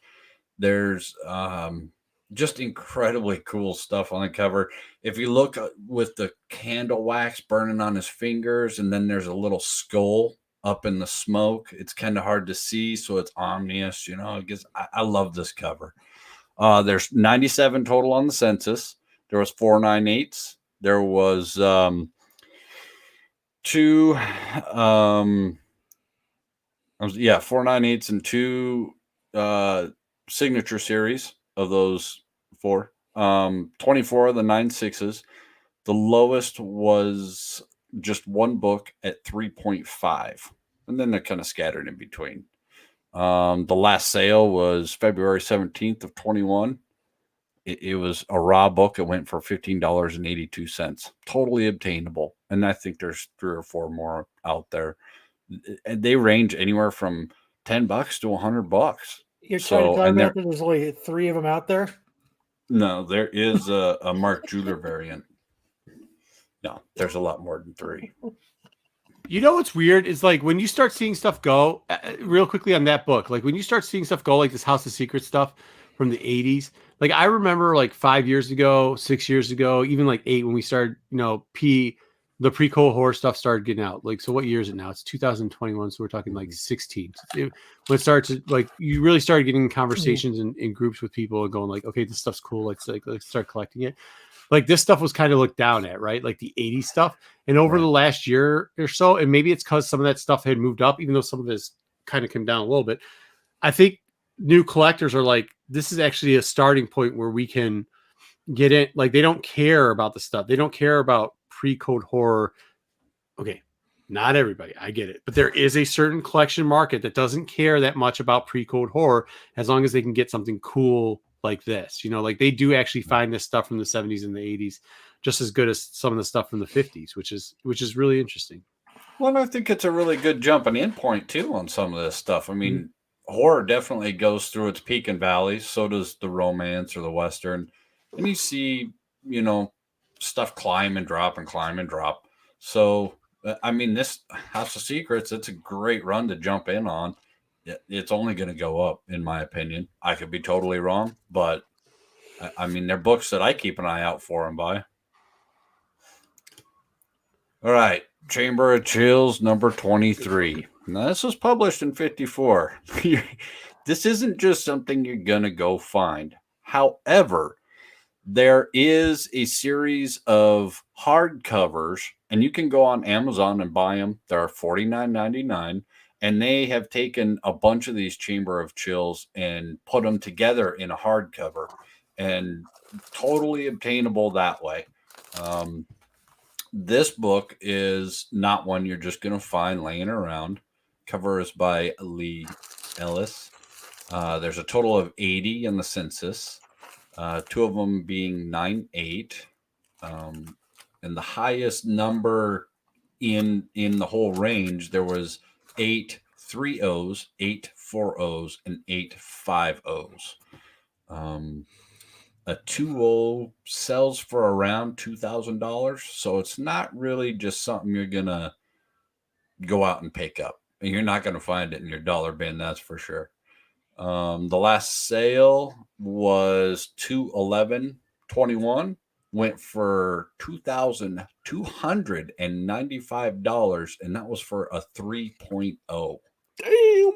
Yeah, that's a hurdy hurt on the wallet. So great cover, great book. Who doesn't love to see zombies trying to kiss a poor gal in a red dress? She looks freaked out. This cover always reminded me a lot of Creepshow. There's Even probably though a few women you know, out there that's what their date ended. That's the end of their date seemed like to them. I'm sure there is Only when I swiped. Which way do you swipe when you say no? Whatever way you swipe. You're like, I just wish I was swiping. swipe left on the zombie kisses. Oh, the third book, Another House of Secrets. I love this cover because I'm a huge hockey fan. This cover is actually called Night Games.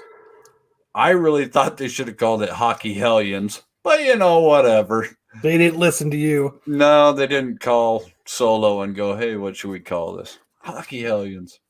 Cover arts by Nick Cardy. There's a total of 30 on the census. 10 9/6s, 1 signature series in that. 8 9/4s, 1 signature series there. 7 9/2s. The lowest on the census was 150. You can pick this book up anywhere from $5 to $40. Totally obtainable. Not hard to find. There was a couple on eBay. Last sale was February 18th of 21, and it was $9. So again, another totally obtainable, great book, great cover. Just another fun horror right there, in my opinion. Here's ones that I always keep an eye out for. I always love these covers. The Weird Wars always have really interesting artwork and covers. They kind of are a 70s era throwback to the 50s a little bit, in my opinion. Cover art was Luis Dominguez. There's 21 on the census. 4 9/6s, 2 9/4s, 4 9/2s, 1 signature series. The lowest on the census is a 5.5. So that tells me there's quite a few of these out there, and they're still in really decent, shape and good grade. Something to look forward to. $8 to $40, right in that average, $20 mark. And there is a Mark Jeweler variant. So always nice to have that Mark Jewelers. This is a great series, The Witching Hour. I always pick these up, read them often if I can find them. Some are definitely more expensive than others. This is book number 13. I love this cover. This cover is with that crazy spider, and this skull spider has been used on many, many covers, all the way back into the gold era. So this was published in 71. Cover arts by Adams. Total on census is 139. That's a lot of books on the census. 7 9/8, 2 signature series. 19 9/6, 25 9/4s, 4 signature series out of that 25. The very lowest on the census was a 0.5, and it was a signature series. So that was kind of funny. But and no Mark Jewelers in this one. I don't know who took a 0.5 book and had it signed, or if they had it signed and then it got destroyed by the kids, but I love this cover. I love the face and the hands, the way he's just, skull spider. Anyway, those are mine. Nice. Good job, Solo. Matt, you want to go? Yeah, I'll go. That was loud. Yeah, good job, Solo. Yeah, good job, Solo. Way to go, Solo. I try. All right, my number 5 for me is The Beauty. Look, I mean, what can I say? It's a book where an STD makes you beautiful. You get an STD, it makes you beautiful, and then you die. That was a great book. It started out great, but it I think it was only supposed to be like one run of like 10 books or something. Yeah, and then Remember, it went into it went into volume 2, and it just lost its luster. yes, exactly. I love the first volume, but you're 100% right. After volume 2, it kind of lost its traction and luster, and that's why I bailed out. So, I mean, I would definitely recommend volume 1, and get the trade, or you can still find the individual issues out there. They're pretty easy to get. I didn't break down the census and all that like Solo there. Well, maybe it's an STD. Maybe it's Maybelline. Maybe, number 4, Plastics. This is a crazy book, as it revolves around a psycho killer whose girlfriend is kidnapped, and he's forced to do the man's bidding that kidnapped her in order to get her back. Mm-hmm. But did I go to mention his girlfriend is actually his sex doll? So he drives around. It was a really cool book, violently killing people to obtain his sex doll girlfriend back. I thought they got married. I thought he was married to her. Yeah, at the end. But I liked it. It was a good book. It's something that I read for a while. So I would say if you're interested in horror, definitely check it out. Number 3 for me, Outcast. What can I say? Robert Kirkman. Kirkman's a fantastic writer. This book was fantastic. I fell off of it in the later issues in the mid-20s. Just kind of I feel like it kind of lost its steam, but the first couple of volumes of Outcast were really, really well done. Some of the ways that Kirkman and Azaceta drew the just twisting and contortion of these possessed people's bodies, and just some of the subject matter and the way things were handled. If you like possession, if you like The Exorcist or things like that, I would say definitely check out Robert Kirkman's Outcast, because it's definitely worth. Just don't talk. If your name is Kyle, don't go to the artist Azteca and ask him to draw Kyle and let him know that your name is Kyle, because it just doesn't go over well. Number 2 for me, Ice Cream Man. Unfortunately I missed out on owning a first print issue 1 of Ice Cream Man, but I started picking this up around issue 3, and it quickly became one of my favorite books monthly to obtain. I like the different stories. I like the creepiness of it. Although, I know, what was it, 23 came out this week. And Marco always says comic books are wordy. Too many words. Too many words. Well, issue 23 of Ice Cream Man falls into that category, as if you haven't read it, literally one half of the panel is nothing but words. Well, the other half is the art. So wow, goes to give it a new weird meaning to too many words, but way too many words. No, I love the just anthology the opposite. series. I read 1, 2, and 3, and then didn't get 4 or 5, right? And so I have not read the whole rest of them. But 1, 2, and 3, it was a whole new writing style, whole new. I really enjoyed them. I'm sad that I have not kept current with this. Yes, I just love that it's an anthology series and every issue is different, and the weird stories it tells. It's quickly become one of my favorite comics to pick up on my pull list.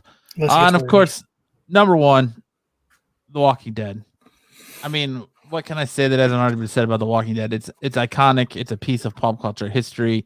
It, some may say it reinvented the game in a lot of ways. So for me, it's a comic book series that I read from issue 1 to the end, and Kyle and I would talk about it every month that came out. Dude, did you read Walking Dead? We were on top of it. Like, we were messaging each other the day it came out, talking about how crazy this book was and the next turn and everything like that. So Walking Dead is always going to be one of my top favorite horror books. Yeah, that's a good one. So that's it for me. Who's going next? I'll go. Huh. I'll have to try and look those up. I wonder if they're. Oh yeah, number 1 is reasonably priced, so you'll have no problem picking that up. I should be able to get one of those. Oh yeah, no problem. Oh wait, I did, but it's in color. All right, so I'll start mine. My number 5 is Chilling Tales. Now, this is I just love these old school horror books. They're awesome. Like, It's great because you know what? This is a book that is actually in my collection. So it's kind of, it's kind of hard to get those pre-code in there. So I actually do have it. So Chilling Tales is something that's cool. And I do have it at number 5. Brian loves this cover. He's been bitching at me to get it graded forever. That is a cool cover. Number 4, I picked Witches. That was Snyder with Jock's art. Very cool. It's very cool urban legend type stuff, which, and it was very dark, and it got picked up from somewhere for a movie, but if you guys haven't actually got this, it's one of those Image books that's, I think they tried to bring it back. Wasn't it Brad Pitt's? I think it was Brad Pitt's production company or something along those lines, like him That or was the Clooney or something rumor. like that. Yeah, picked it up like right after issue 1. Mm-hmm. But I mean, it's cool. It's Jock exteriors and interiors, so it's the whole book is dark and gritty. So it's it's a great book. Number 3, I know this is a book that should be in everybody's collection. I think, as me being a comic guy and a Stephen King fan, this is kind of a win-win for me. I love it. It's great. It's Thanks for the ride, lady. It's just great to have. Martian shit. Number 2 is Tales from the Crypt. And if anybody's grown up, you remember Tales from the Crypt. You remember the show being on HBO. You remember there's just something that was fucking scary and it's cool. And it's just one of those things. And same thing. I have, it's one of the ones I collect. This is not a reprint. This is an actual one. This is actual cool. number 33. So,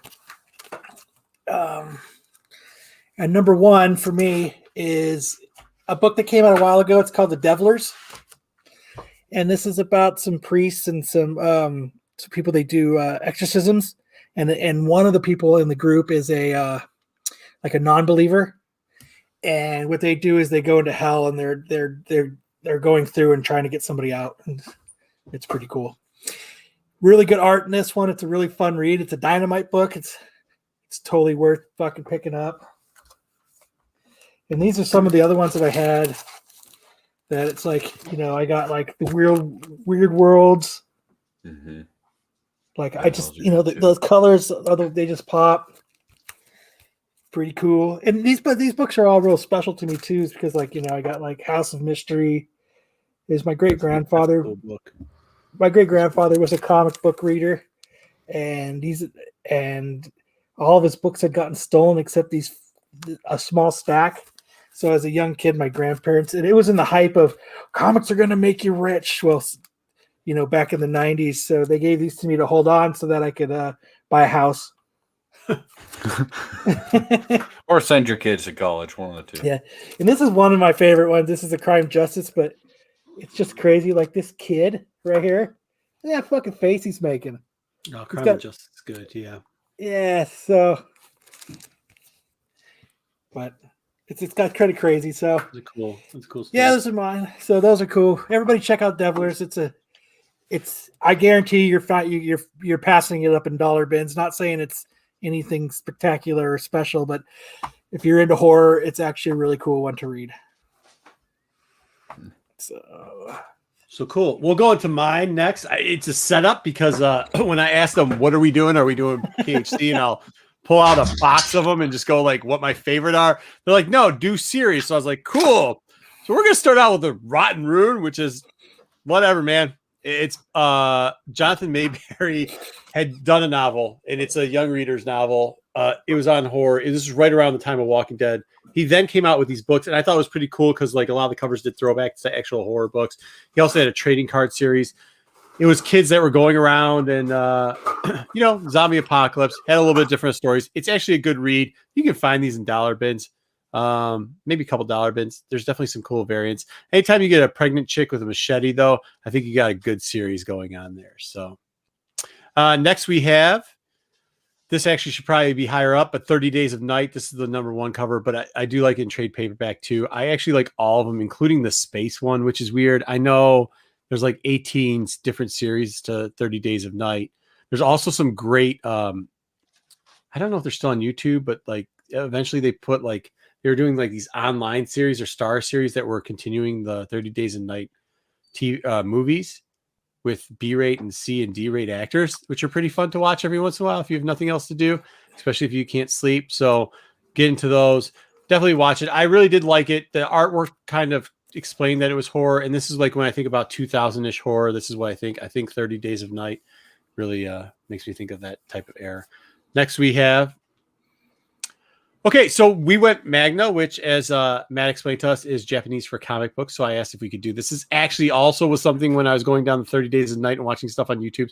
I really caught this in like 2016 or 15. This is not what I caught. 2015 or 16, they actually had a trailer out for this, so I watched it first. It's kind of a different take on the whole zombie thing. There's this a comic book writer, for better words. I mean, he's a Magna writer, but comic book writer.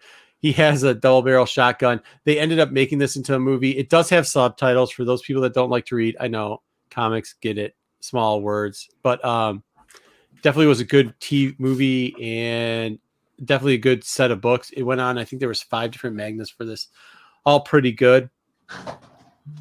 Next up, we have. Oh, you want to show your trailer for it? Oh, we can show the trailer. Yeah. Let's show the trailer. Show the trailer. Hit the trailer on this. All right. That's not the trailer on it. It's only funny if you don't show the whole screen. This is definitely not the trailer for this. That is the trailer. Definitely not the trailer for this. It was a lot different. It does have subtitles. This doesn't even have subtitles on it. Look, I mean, I know what this is. Even broke. I know what this is. This isn't the. This is Maxi. That's not the trailer for. That isn't the trailer for what it is. I'm a Hero. Go check out I'm a Hero trailer and watch the movie. That's not what it is. This is a whole setup. All right. So number whatever. What's the next one? Let's go, guys. What's the next one? I think it's Hellblazer, right? So volume 1 of Hellblazer. When I think, this was kind of probably what got me into horror before, right? Like I know you had Tales from the Crypt, which was on TV around the same time of this. But when people were like, you got to read something this came out, when I was younger in my preteen, early teen years, and Hellblazer was kind of it. It's the one DC / title that it's from Mac and Me. It was the one somebody asked what that movie clip was. It's from Mac and Me. So Hellblazer was one where people were saying when you go into a comic book store and they're like, hey, you want to read something? You want to read some horror? Read Constantine. And it was like in this arc, he like kills a girl pretty much. Like it was weird how ambiguous he was about death and everything else. And it also had a lot to do with the devil and kind of a little creepy stuff. The artwork was really good. As we said earlier with the one book reviewed, Moon, what was it called? Moon, whatever. It had that type of artwork where it gave you that horror feeling of it. And everything else. And number 1 for series, because that's what this was supposed to be, horror series. We did Cross. And this is something I'm still reading some of them. And it's unfortunate because a friend of mine, BS, got me hooked on these while we were digging through bins. He's like, why do you keep pulling these books? He's like, oh, because I read them all. And like, it's just a thing, which got me into it. Like, it's one of those things when you're going through like quarter 50-cent bins and you see these and you see a series and you're like, oh, I'll read it. It's messed up. This book is messed up. I hate to admit that I'm even reading some of this stuff.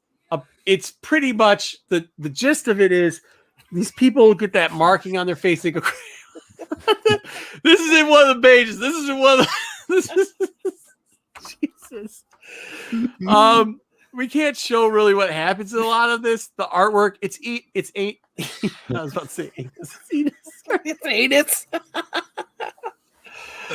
It's Venus, who actually had a part in doing the Hellblazer stuff. It's messed up. If you haven't seen this book, look, don't spend a lot of money on it. Don't get out there. But hopefully that now you're cursed. Is there a trailer for this book too? You can't get a trailer for this book. No, you cannot.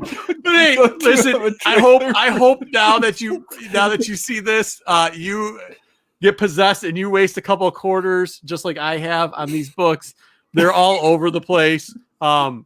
Pick them up when you see them. Smith, I got to say, I hate you for making me read these books. I do pick them up all the time now and read them. I am actually in shock and awe that they get away with some of the stuff they put in these books. Pick this book up for the first appearance of a beardless solo Wookiee. Yeah, beardless solo Wookiee. The debate was how much of this page we had to edit out, and there was a lot of them where we were going to try to edit out, and it's not for the faint of heart. It was pretty much like we had to blur that one in the top right out because it's doing a leg. yeah. And this is one of the tamer panels in it. It's definitely not a kid's book or somebody who has a soft stomach. There's a lot of weird stuff that happens in these books. I won't say it's a good book. I'm just not going to give it that. I'm just saying that it's like one of those sentimental things where they said, hey, give us horror series. And I said, look, I got suckered to picking these up now, and it gives you something else to do when you're digging through bins. So hopefully you guys get suckered into to pick up that stuff. Yeah. House of 1,000 Wookiees. Yeah.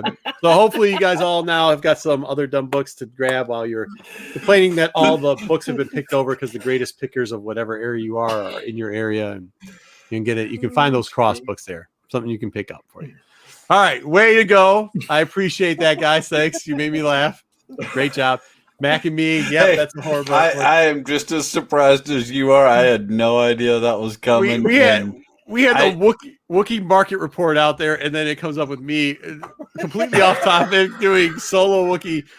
Some zombie guys giving it to solo Wookiee. So, oh, Mac and me. I can't believe it took me that long to remember what that movie was. No, it's funny. That's where they go to McDonald's. Yeah. No, It was right at the height of ET, and McDonald's was like, we need something big, and they funded that movie. Didn't they? So they didn't fund it enough. I think you can actually watch the entire movie on YouTube. So it's out there. I don't know who would do it. It does, yes, Jamie. It looks like Deliverance. It's really so that cross book is messed up. I'm not gonna. It was what It's almost I can't even describe it. Yeah, when you go through, I can't. Like, I think we might actually, they were joking around, but that's probably some of the joke from the beginning. Like, if we describe what happened in Cross, we may shut the channel down. Like, you just can't explain what happens in Cross. Like, it's so bad. You can't kind of say those things in public. No, but I will say this. So, like, that's how he's like, imagine. He goes, you like Garth? I was like, yeah, I like his stuff. I like, his Hellblazer stuff. And I like a couple of the other things he did. I liked Preacher and stuff like that. He's like, oh, have you ever read Cross? And I was like, no, I just see that book and go over it. And at the time we were going through auction bins and there's just runs of this stuff all over the place. And I did. And either way, so he started getting me into it going like, well, it's the most disturbing book. I was like, sure it is. And he started opening up panels, and what you saw there isn't probably even like the top 100 panel of disturbing things. Even the solo Wookiee thing going on with Kyle enjoying whatever that panel was. Even that isn't the most disturbing things that happens in that book. A lot of disturbing stuff happens in that book. So Watcher. I hope you guys buy those now, and I hope you guys are scarred for life like I am. And that's why I don't cry because when Luke Skywalker shows up. All right. What do we got next? Because I crossed. Jesus, that book is terrible. It's really bad. So I just want to thank everyone for hanging out with us tonight. The chat's fantastic as always. If you're having a good time, hit that like and subscribe button to catch all the content and when it goes live here on the Tales from the Flipside channel. Check out all of the great content from all across the channel. You got us on Saturday nights. You got Marco and the boys on Sunday and Thursdays. You got the main show, Tales from the Flipside, on Mondays. Comic Book Women Tuesdays. You got Ultra with the Presser on Wednesdays. Every day of the week, there's some fantastic content going off on this channel for you to consume. So if you're sick and tired of TV or watching Netflix, why not come over and watch a little bit of Tales from the Flipside? We got you covered. But let's go ahead and get into our final topic of the night. Is WandaVision episode 8. Thoughts? I like So, it. Anybody buy a West Coast Avengers in the last couple hours? My guinea pigs are really big fans of colorless Vision, so I really need to get them a cheap copy of West Coast Avengers, please. So if anybody out there has one, my guinea pigs are huge, colorless Vision fans. They're constipated, and the only way they go to the bathroom is if you can get that comic book in their cage. So Yep. just so you know. Just so you know. I mean, the For stuff that people put down there. I'd The buy stuff that people- for $1. So I thought, like I keep saying, like I see. Does anybody think that the book is any importance of this? Do we think the book is important? No. You don't think the book's important in the basement at all? You No. think there's nothing to do with that? You think this is all just a thing so we could say Doctor Strange is coming, even though we know Doctor Strange is coming, even though we know Manifesto's coming. That's what we're going with here. That's what we're going to talk about. We're going to say, yeah, it's all Manifesto. I'm entitled to my opinions, damn it. I'm ready for Mephisto. Like let's move on with it. I feel like this has been a really slow burn. I know I'm totally the minority on this. I was never a huge WandaVision fan. I do think that they're doing a really good job on it. I think the production is done very well. I think just the whole thing is being done pretty well as far as visual aspect. I just wish the storyline would get somewhere.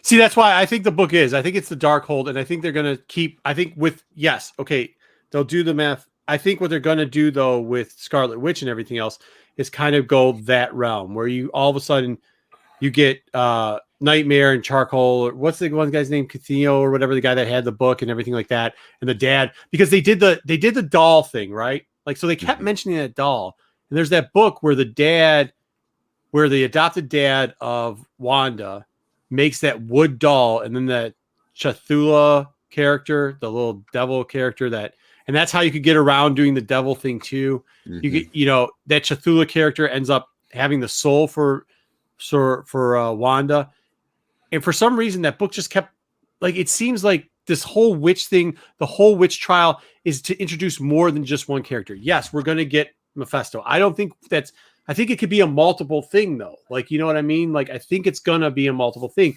I think that's part of it. I think once you start dealing with the book and everything like that, then all of a sudden you start getting a bunch of other stuff going out there. I mean, look, everybody was originally with the Vision and Wanda thing. They were going after, weren't they saying that the one series, the Vision series with the kids, with the girl one and the Vision kids were coming out? That was it.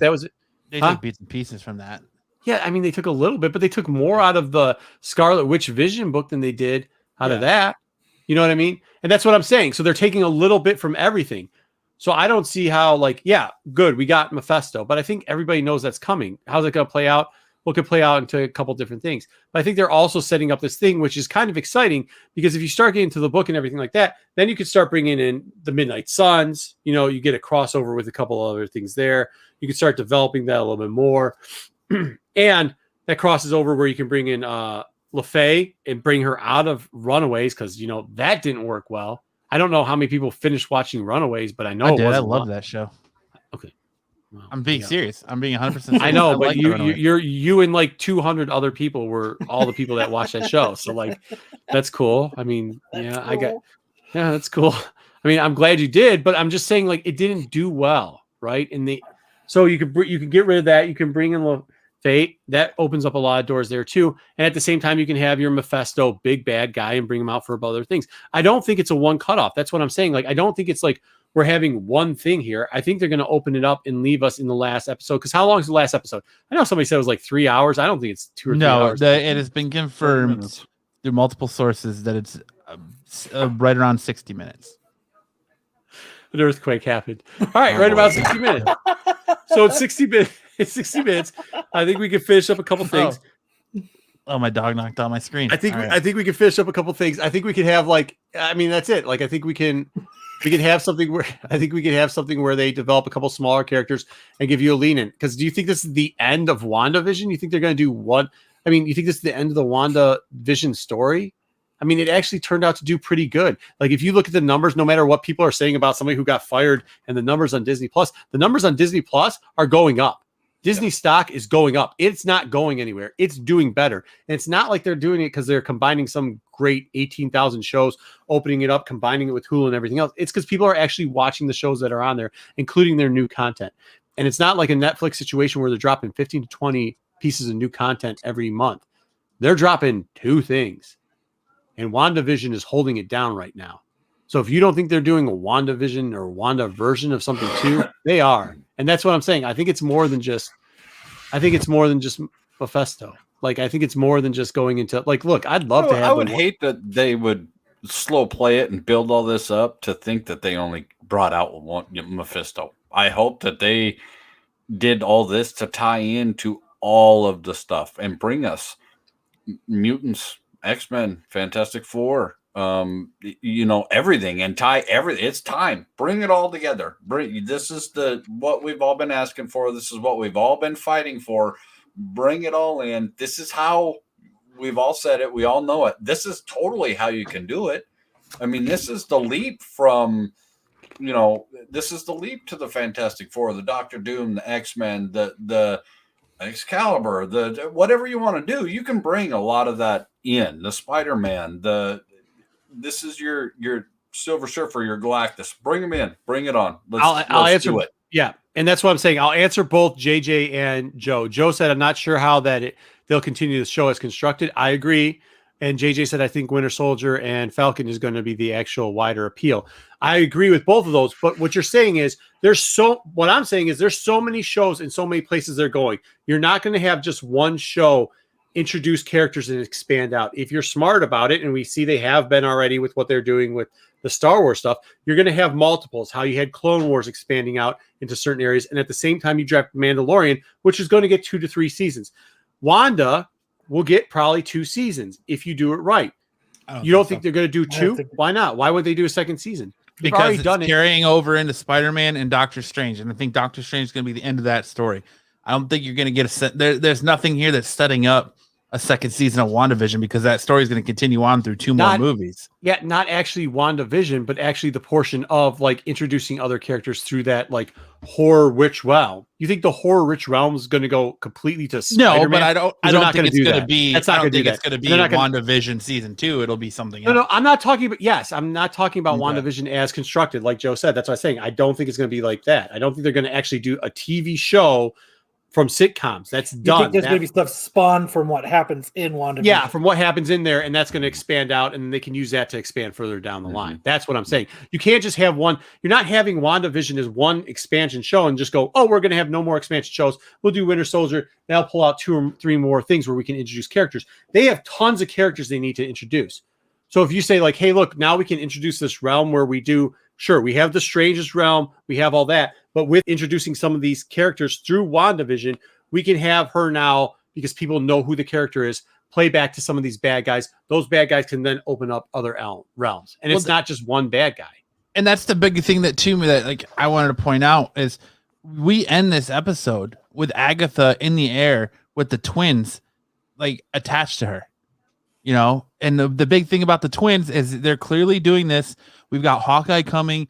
They're making that big push to the Young Avengers. And Wiccan and Speed are a big part of the Young Avengers. So in order to get those 2, are they going to break continuity and just be like, all right, these kids are real? Or knowing that they're a construct of Wanda, she's going to break them, release Mephisto, and then you're going to get Wiccan and Speed, their true origin, that whole like muddied, watered, not her kids, but not her kids type thing. Right. But I see it as another series or something coming out of it. Like you can't just go, like, we know the storylines because of the comic books, right? But you're not going like, okay, cool. The next Doctor Strange and the next Spider-Man, it's gonna completely take it over, and all of a sudden now we've got new Avengers. Like there's got to be gap periods, there's got to be explanations, and it's a long pull. I mean, there's a lot of stuff that has to come out. A lot of content. Who watches a lot of TV? I'll admit it, I watch a lot of TV. I don't think there's a better cliffhanger than you seeing her kids get disintegrated and, given back to the devil, and that the devil was in the details the entire time, like they say in the show. And then to come full circle later on through Young 5 Avengers years later, when they pull that storyline that, holy shit, her kids are actually, these are actually her kids that we met all the way back in WandaVision. I think that's fantastic storytelling. You think 5-6 years later to do that, people are going to be like, I don't think it'll be. Oh, you don't? Did you see the lineups they have? That's what I'm saying. Like, I think you have to gap something else. And plus, they have to put something on Disney Plus. So it'd be perfect to remind these people every couple of years or every year or something like that. Like, listen, if you don't think that they're going to push stuff out that fast, look at that Star Wars schedule. When we were saying May 4th, they're going to come out with Bad Batch. People are like, how are they going to come out with Bad Batch? Because they're going to do the Book of Fett and they're going to do the Mando. So you're going to have 3 Star Wars things come out in a 9-month period. And absolutely they will. And guess what? It sure looks like they're going to have 3 or 4 things come out. Well, didn't Mando season 3 get pushed to 2022? Like the end of 2021, 2022. I mean, whatever you do with the 1 year thing, because it technically end in 2020. Because I thought that it had a time slot, but now Book of Fett is taking that time slot, so it got pushed to 2022. No, that's what I'm saying. It's like 3 right now. They have on the books, supposedly it's still going to be 3. Everybody said originally, because Book of Fett came out, they thought the rumor was that they were going to push Mandalorian. They said that they weren't. Now, is that to say that they're still not going to push Mandalorian? I'm not saying that. That could still happen. But realistically, they need content on Disney Plus. And that is a profit maker. They are showing, their stock price is showing that Disney Plus is what the future is for Disney. Their parks were shut down, and they were still making hand over fist. Okay. Bottom line is they know where it's going. They didn't buy Hulu and they didn't buy Fox because they're messing around. They're really putting stuff into it. What they know they need is content and original content. That was the one big push because they got a lot of cancellations when they didn't have original content out. All of a sudden, they came out with Clone Wars. They backed that up with the Mando coming right after that, which was really close, tight to tight. So if you think they're not going to come out with stuff where they can have now every month, they can have every 8 weeks, they can have 2 shows going, 6 weeks on, finish off with those 2 weeks for the end, coming 6 over. I think that's the plan. I mean, I could be wrong. Look, I'm not a TV exec, but if I was in charge of Disney, if I was in the boardrooms that Solo always talks about, this is what I would do. Every 6 weeks, we'd have something new starting. And you have to fill that type of content. And if you have already hits or you already have winners and you can make 1 or 2 seasons out of it, which they seem to be able to do because they have a track record of doing it, then yes, I think that's what they're going to do. But that's what I think they're going to do. I think Solo needs to put a bug in the ear of these boardrooms that he somehow finds himself in. Well, yeah, I'm a fly on the wall. I'm not saying I don't tell them, hey, you better go watch Modern Comic Mayhem. Like we put the smack down. We're done. We're done. You know, you better come listen to us because we've got the goods. And they just tell me they're too busy. But you know, lies. I think they peruse us on the interwebs late at night afterwards. You know, just because it's gooder for them. And it's gooder. It's gooder. And I agree. I think they're going to start hammering us with a lot more content. It's easier to make it. They have new sets. It's easier to film it. They can get smaller crews and do more in less time with the new sets like we saw with The Mandalorian. I think Marco's right. I think we're going to see a lot more of it. And with some of the stuff being shut down, they want to keep the engagement while they can. And what better way than to, you know, continue to release more episodes of Star Wars, more episodes of you know, Scarlet Vision, Witch, X-Men, all of that, tie it together, make your big streamline, tie it into the movies. And instead WandaVision, instead of WandaVision, you could call it Scarlet Witch and Vision. It doesn't matter. Sure. But like Finn's Ghost says here, think about that. Like the Darkhold books go into, you get Young Avengers because you get the twins. You get Kang because he had a part in that too.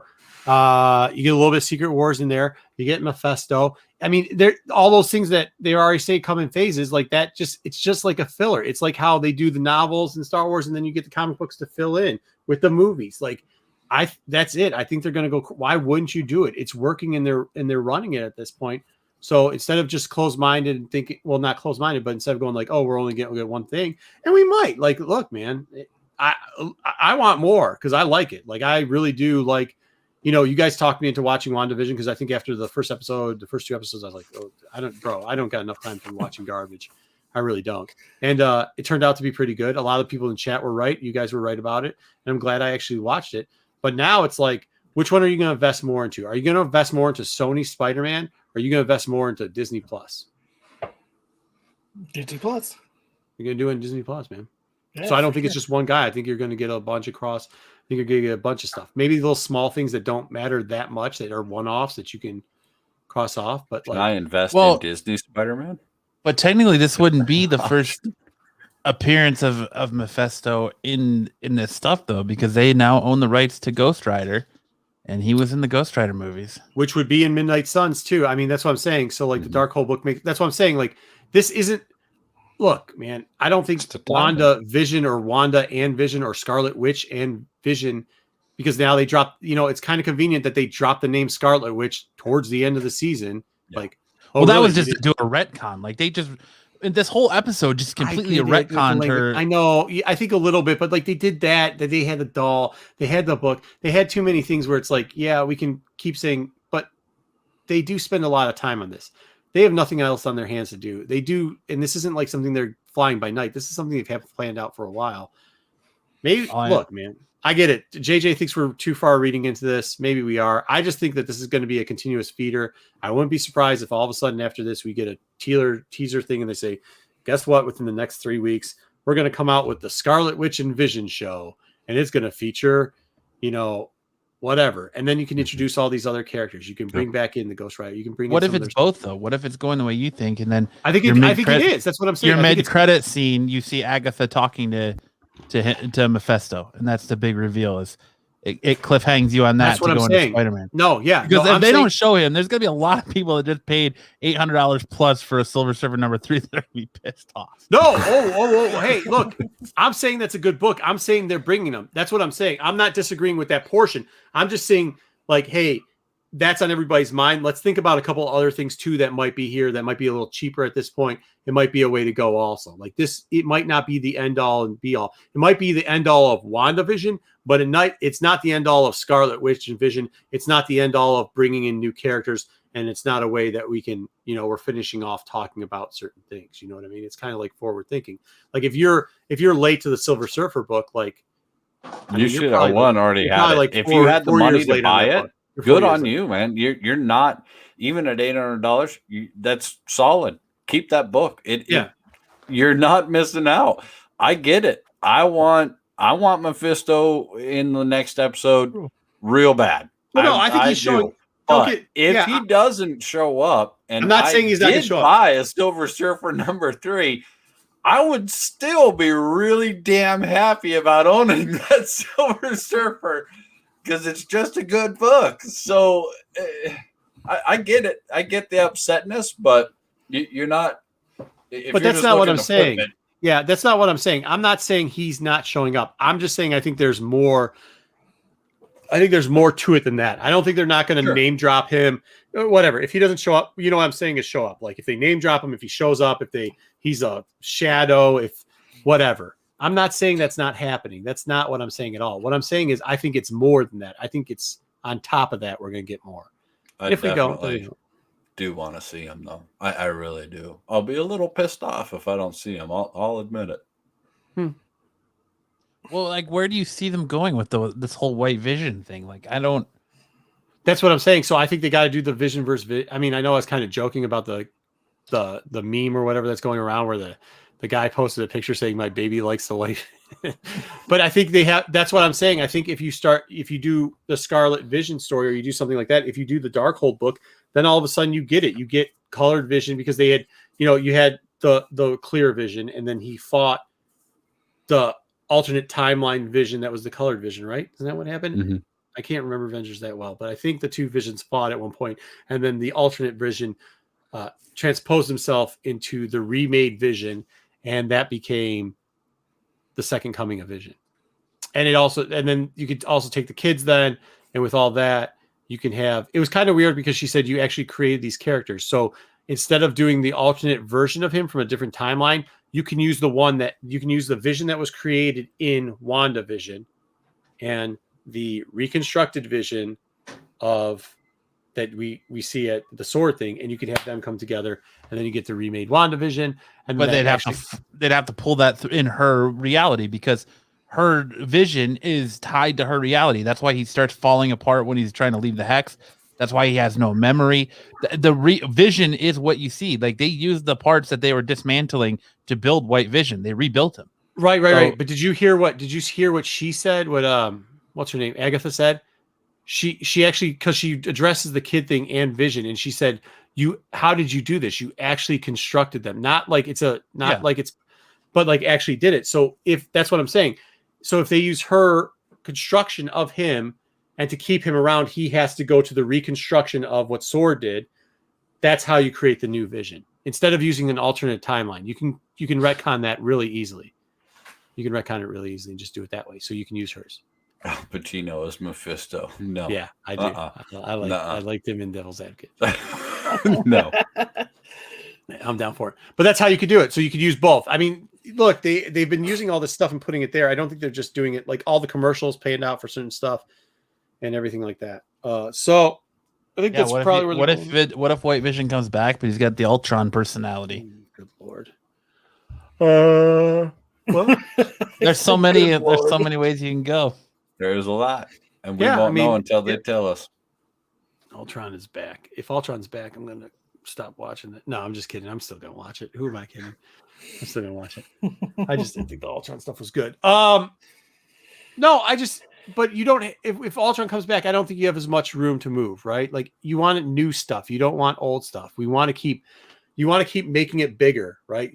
This is not going this way. You're not going to make money. Going this way, you're going to have content to go. If you bring back Ultra, I mean, how much do you get out of that? If you watch what they do too, like some of these characters that I'm talking about are already came out in like what was that? Squaddy Up. You know which one I'm talking? Somebody's going to know this because they have kids that are that young. Marvel Squads or whatever. Squaddy Up, where they already had like a lot of these characters come through there. So those kids now are in there like Marvel Squad. What the hell was that? What the heck was it called? Damn, whatever it was I know called. what you're talking about. Somebody doesn't know. I know what he's whatever talking it was about. called. Anyways, they had that in the squad stuff. So you'll see those type of characters come back through. Superhero Squad. Thank you. You got it. Superhero Squad. That was hurting. Oh, there you go. Second alarm. Superhero Squad. There you go. Yep. Squaddy Up. So you saw some of these characters come through there already, including Scarlet Witch, including Mephisto, Squaddy Potty Unite, including Morgan, and that plays to kids that are sitting at home watching Disney Plus at this point too and needing new content. That's the only reason why I think they're going to keep going with it. That's it. Nice. They planned something else fishy. There's fish going on. All right. It's exciting. We got Superhero Squad. I forgot I'm super excited for the final episode though, and I am too. I think it's gonna be good. What's gonna happen? It'll be interesting. We'll see. Did anybody get any? Marco, you went to a con. Did. Did you get some pickups? So yeah, I mean, listen. I think people's experience. I think experiences are different at cons for different type of people. Obviously, that's one of the reasons why I wasn't at the show because I had to get there early. It was a smaller con. If you guys didn't watch, you can watch Dino's take on it. He was selling at that show. It was at a Knights Hall, smaller show. It's more what you'd call a dealer con. There's a lot of dealers that come from a pretty big radius, and a lot of the deals that get done are between 8 and 10. Usually, over the last it happens once a month. The last 2 months, the actual general public has been really big. It's really big. This con's been going on for a while. A couple of years ago, guys from Ohio, Indiana, a couple from Indiana, guy from South Michigan, they kind of took it over. We get pretty big dealers there. I'd say about 30% of the dealers usually show up at big cons. And when I'm talking big cons, like 2 of them that definitely set up, 2 or 3 that set up down at usually at SDCC. And, they set up, you'll see them in Baltimore, you'll see them at Motor City, you'll see most of these guys around at it. So there's a good mix of those guys. And then there's some like in-betweeners, some guys that just sell pretty much on the internet or are local to the area. I went there, believe it or not, for take a wild guess. Not comics. Where is it? Happy Meals? Pokemon. No. He went for Pokemon. He's trying to catch them all, man. I am trying to catch them all. I'll show you what I got. I'm not opening them because they're actually gifts. So, and the deals that were going down there were ridiculous. The amount of money, people are starving for cons at this point, and the amount of money that passed through. And I'm not going to give you official numbers. And I'm not saying I know this for sure, but I'm saying if you want to buy one of those electric cars, the Teslas. Yeah, there's enough to go through in the first hour to buy a Tesla. Where the heck is it? Where did I got here? So I got a hold of one of the dealers. I came in, and it was kind of funny because when I first got there, I went up to him and I was like, "Hey, last month I passed on the vintage voltage boxes. I know you told me to buy them. I know I should have, but I was in comic mode. If you guys remember this con last time, I got that Miles Morales, the hip hop cover for $30, and it was near mint and stuff like that." Big shout out to Style Collector. Thank you so much, buddy. That helps us Appreciate tenfold, and thank you, man. You're the man. I don't have to go to McDonald's and try to resell Pokemon cards. But hey, so I went there and I was on the hunt for it. So I went up to him, and he's a guy that I know pretty well, and he's a real good guy. Like, he's like those guys that you just love seeing at cons. Been there for years. He really has done cards his whole life. He does Magic. He does Pokemon. And I said, "Hey, dude, he goes, listen, Marco, I really appreciate it." He's like, "I got a lot." He's like, "I got a lot of stuff today," but he's like, "I got a couple things going on." And while we're talking, somebody snuck in there, and they're like, "Hey, yo, you the Pokemon guy, right? You the Pokemon guy." And I was like, "Oh shit." He goes, "You got that new?" And I was like, "Oh, here we go." And he goes, How much? And he's like, "Oh, it's not for you." And I mean, like, you got to know the guy who's saying it, but just the smile on his face. He's like, "Oh yeah, I got a lot of Pokemon stuff. Yeah, no, I'm not sure that's for you." He's like, "No, that's what I want. I want that new stuff. What you got?" And he's like, "Well, I have a lot of stuff, and there's some deals already that have been made or whatever." And he's like, "Yeah, but I want the new stuff. How much is it?" He's like, "Well, it's really not for you." And the guy goes, "Yo," and he calls some other guy over, and he's like, "This guy's got that Pokemon stuff. How much is it?" And he's like, "All right, fine. It's not for you, but $300. And he's talking about whatever the new series is that comes out. And I don't know what the new series was going for, but this dude's like, "That's more expensive than eBay." He goes, "I told you it wasn't for you." And then a minute later, another big dealer comes by, and let's just say he bought, not at the price that was being quoted there, $300, but he bought a lot of it, and a lot. I mean, he bought a lot of it for probably a quarter of that price. I guess it was for him because he got it.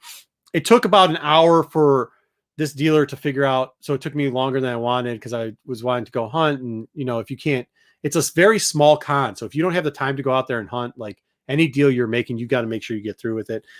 So he calls me over a minute later after I helped Dino get some stuff settled up, like signs and things like that. He's like, "Hey, Marco," he's like, I do got you. Don't worry about it. Like, go ahead, do whatever you want. And you don't have to hang out. I was like, "No, I'm helping," but whatever. So I went through the 50-cent bins a little bit, caught a couple things. He calls me back over, and this is what I got. So this is what I got. I got an unopened pack of Darkness Ablaze, all the booster packs. Box, sir. Yeah, a whole box of those. I got then two, because we're trying to build boxes or whatever. He gave me these little things. They come with like mats, sun and moon. I guess they're like whole runs. I don't know what they all are. And then two more things real quickly in the Pokemon lot. And then this Championship Path group sets. So he gave me all that for $75. For those that don't know Pokemon right now and how hard just getting Pokemon packs to open at this point is ridiculous. Online, something like this goes for probably roughly $175 to $180. This right here. So there definitely was deals to be had as long as you're good with your dealers and they're good with you, and you're not going, "Yo, I need that new hot or new or whatever that guy was saying," and the dealer tells you, "Oh yeah, I got one more pack of this. Gotta have that new hotness. I need that new hotness. New. By the way, this isn't the guy you say new to. I don't even think he knows what new is. I don't know what new is, but he's not the type of dude that's like new. So my kids are going to have a happy Christmas or birthday or whatever's coming up with them because they'll be opening Pokemon cards for a very long time. Besides that, I did do a couple 50-cent digging. Let's see what I got here. We'll just go over some stuff quickly. I was talking about this book earlier. This came out. It was like a half off thing. It was marked at $6, and then it was half off whatever was in the bin. They marked it as the first appearance of The Unseen. As you guys know, that's the variant cover for Sam Alexander. So I got that for $3. Pretty good shape. Probably not as good as when I just bent it right there. Hopefully I didn't put any ticks in that one. I did pick up some Star Wars. This was a whole group deal. I picked up this Star Wars as a group, not just one, because if you group it together, it gets a little bit better of a deal. So number 8, always with Jackson. Obviously, I like that book. I got that book. I got a number 2. A little bit of Ben Solo. Ben Solo, Han Solo, and Ben. Luminary. I like Luminary, so I got that. Obviously, Kyle fell asleep because we're talking Star Wars. And then I also got the regular of First Valance, and I also got the Whitman of there. That was $15 for all those Star Wars books because I bundled them together. Interesting book here, real quickly.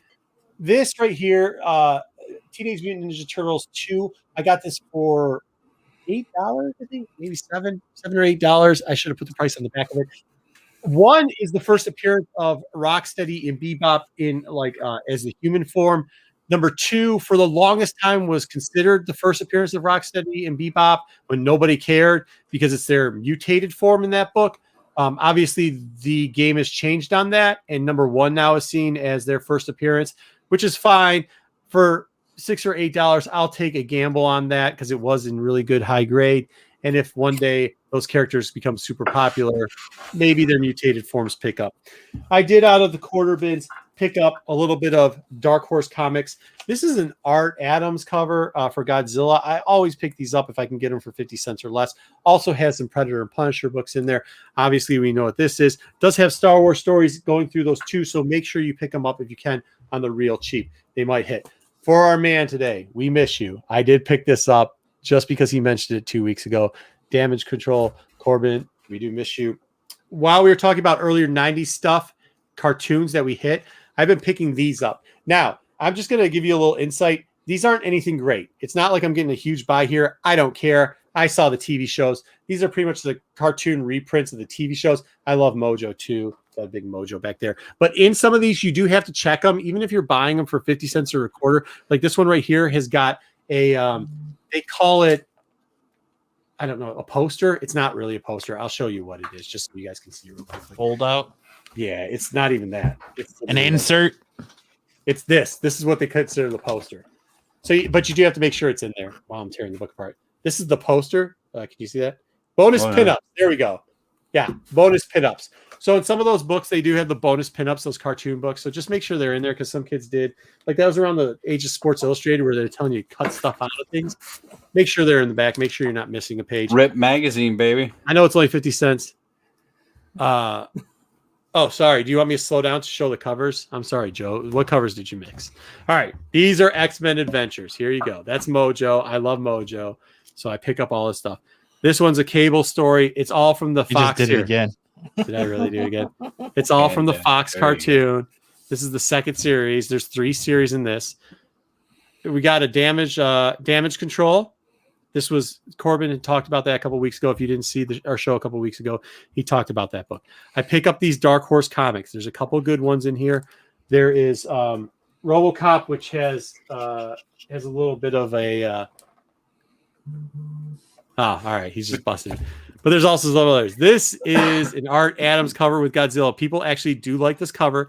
I like those. There's a bunch of those I look for and try and pick up, and you can normally find them for relatively cheap. I do. I also, you guys are gonna kill me with this, but I've been going on a little bit of a run, and if I can find them, the Dark Hawk with villain first appearances or crossover appeal, I buy those. Hey, have I told you about Turok? Yeah, and then always I pick up on the 50-cent bin Lone Wolf and Cub. I try to get that. Thank you for muting him on Turok. If you guys were reading X-Men Legacy, or that you have, if you watched the show last week, you know, they're talking about the other brother. You know that I'm big on getting this brother. I've got his first appearance, a whole bunch of them, and now I'm starting to pick up that storyline because I think they're going to put him into the line. And no Final Crisis 7, man? No, not going to pick up a Final Crisis 7? I was behind. Honestly, I was behind because I didn't even start digging till that is a newsstand. So, yes, it is a newsstand. Yes, of course, it's a newsstand. Sorry, I should have said for those people, yes, please pick up the newsstand or the Canadian variant on that for the number 2. So yes, it is a newsstand for $6 or $8. Like I said, I think this was like originally 6, so it was 3, and I think the other one might have been the Teenage Mutant Ninja Turtles might have been $8. I spent $112 total, including Pokemon stuff, for everything I bought. And I had a couple more books too, but nothing that I think everybody would be like, why is he showing us 50-cent books? Of course, he picked up 50-cent books. And like, yeah, I get you. But sometimes for 50 cents, it's cheaper to read. You don't need to see what I'm reading because I read garbage. So, all right. And that's what I have for pickups. I hope people enjoyed it. Nice pickups. Yeah, that was awesome. They're cool. They're all right. Well, I heard there's nothing to pick up at that show. I heard like all they had was overpriced books at on walls and stuff like that, which they did. I mean, people do overpriced. You gotta pick up a Final Crisis 7. I will say this. So this is one thing I do want to address at these cons when you're going, just because I know it's been a while since people have gone out to cons. Do know Take a shower. Yeah, well, that's Where do no, they're still not going to do that. They're still not going to do that. Do know that all dealers now. You saw this going 3 years ago and 2 years ago when they started showing it up, but now this is across the board for dealers. Dealers will take their books. They will price it on eBay, the eBay price, and they will put it on their wall. And the reason why they're doing this is because that book on the wall is also listed on eBay. Don't get it twisted. Like what do you think these dealers were doing? You think they were just sitting around with a bunch of books in their basement going like, I don't know what I'm going to do with all these books that I have here for the last 2 years. No, they open up eBay. The next con. Yeah, got to wait till the next con. No, they open up eBay stores. They all have eBay stores. But do also know this. Know your percentages. Know how much eBay is going to cost you and know how cash still works. Okay? It is worth it. So don't worry about what the price is. The price isn't what the price on the book is there.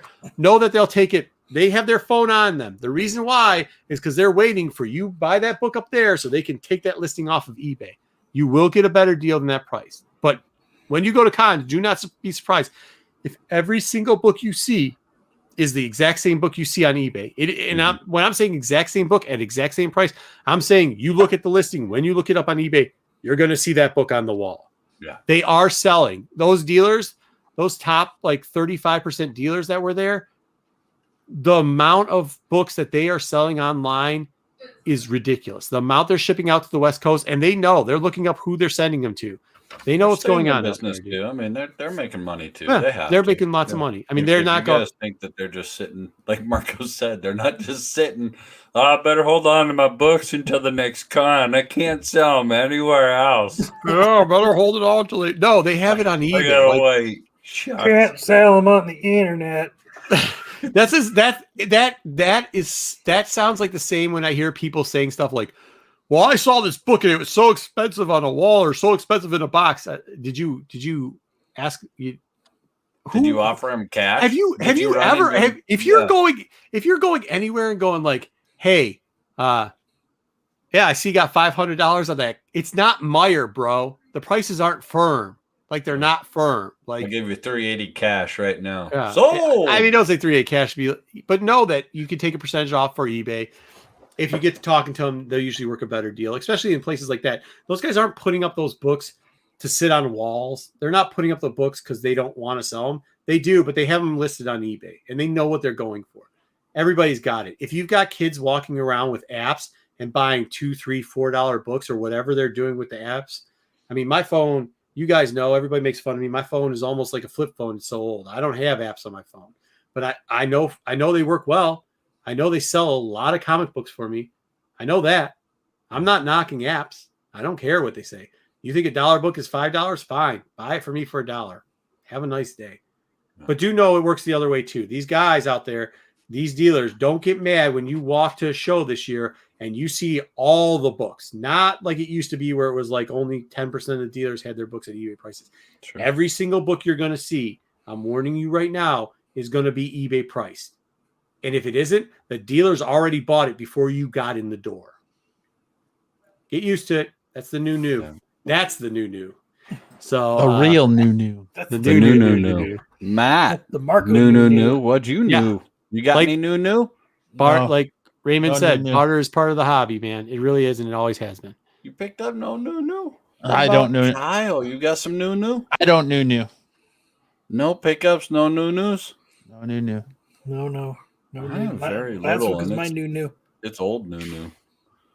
It's like a week old, but I'll show it. Yeah, go ahead. What did you get? You got a week old new? Yeah, I got a week or two old news. I did find one of these finally. Oh, nice. You know, just happened into the Walty world and picked that up. One of our awesome listeners a few weeks ago sent me a awesome cover. Gotta love the High Republics. Gotta love it. Gotta love it. Then he sent me a special gift. I think I'm actually supposed to send it to you, Marco, and it's a Star Trek. Lopez, you're the man. This was actually quite a few weeks ago, but I did get King Size Avengers. Oh, nice. 2. Yeah, that's a good solid book. I mean, it's kind of beat up, but it's What'd you pay on that? It's one I've been, looking for and hunting. And this is way late, but my girlfriend, I have a short box I keep at the store because my girlfriend's always like, well, I'd love to get you things, but I don't know what to get you. And I tell her, just go down to the store. They know my box and tell them I'd like to spend this much money and get what, just out of that box. And then it's an assured hit. You're going to do good. You're going to bring home stuff that you're guaranteed I want because it's in my box. You're going to get some Wookiees cookies. Some deep Wookiees cookies. And love my girl with the 1 in 500 Spider-Woman. I'm a sucker for Spider-Woman. I don't know why. I love it. So that's a good, I just love it. Those I'm not going to show. Those I won't show. These are just old in my box stuff. And on that note, I got one more thing. I did get one of the variants for Unkindness to Ravens. For those of you who don't know, my daughter's name is Raven, so I often find books and things with Raven in the title and such. And so I was pretty stoked about that. Good. Very nice. I got Just one more thing. Well, real quick before you do that, just a reminder, we've got 82 people in the chat. You're seeing it go through the chat constantly. There is a GoFundMe out there. Corban did have some tragic stuff happen to his family. We're not going to rehash it. It all listed in the GoFundMe, but if you want to help his family out, check out that GoFundMe that's going through the chat. Anything helps. We greatly appreciate it. And it's always nice that we can support one of our comic brethren when something like this happens and make sure that, his family gets the support they need while dealing to this unfortunate and tragic circumstance. But go ahead. I just want to throw that out there, Marco, and I'll let you go. Absolutely. All right. So the last thing I got, because I forgot about this, but I did. So it's also Lent, so I have to eat breakfast every once in a while because I fast. I know I'm fat. I should fast anyways, but I get to eat cereal. So I got this. I don't even know what's in here. I know people are still talking about the McDonald's opening thing, and apparently on other shows they decided to do it. So let's open this. These come in the cereal packs. I got, because somebody's going to ask, I got the one, the I don't know what it's called. It's cinnamon with a toast crunch. Cinnamon toast crunch. Is that it? That's a cereal, right? Yeah. Sugar with some sugar on some. No, it's good, sugar. man. Well, you know what? I know everybody loves it. It turns into like a milkshake or something like that. They give you this. I guess I probably could have pre-opened that. It says it's got 3 cards in it. Let's see what 3 cards we got. I don't even know what 3 cards we can possibly get. Do you eat that in your bubble bath? The cinnamon toast crunch is that? Early. Oh, what is a Bobo bath?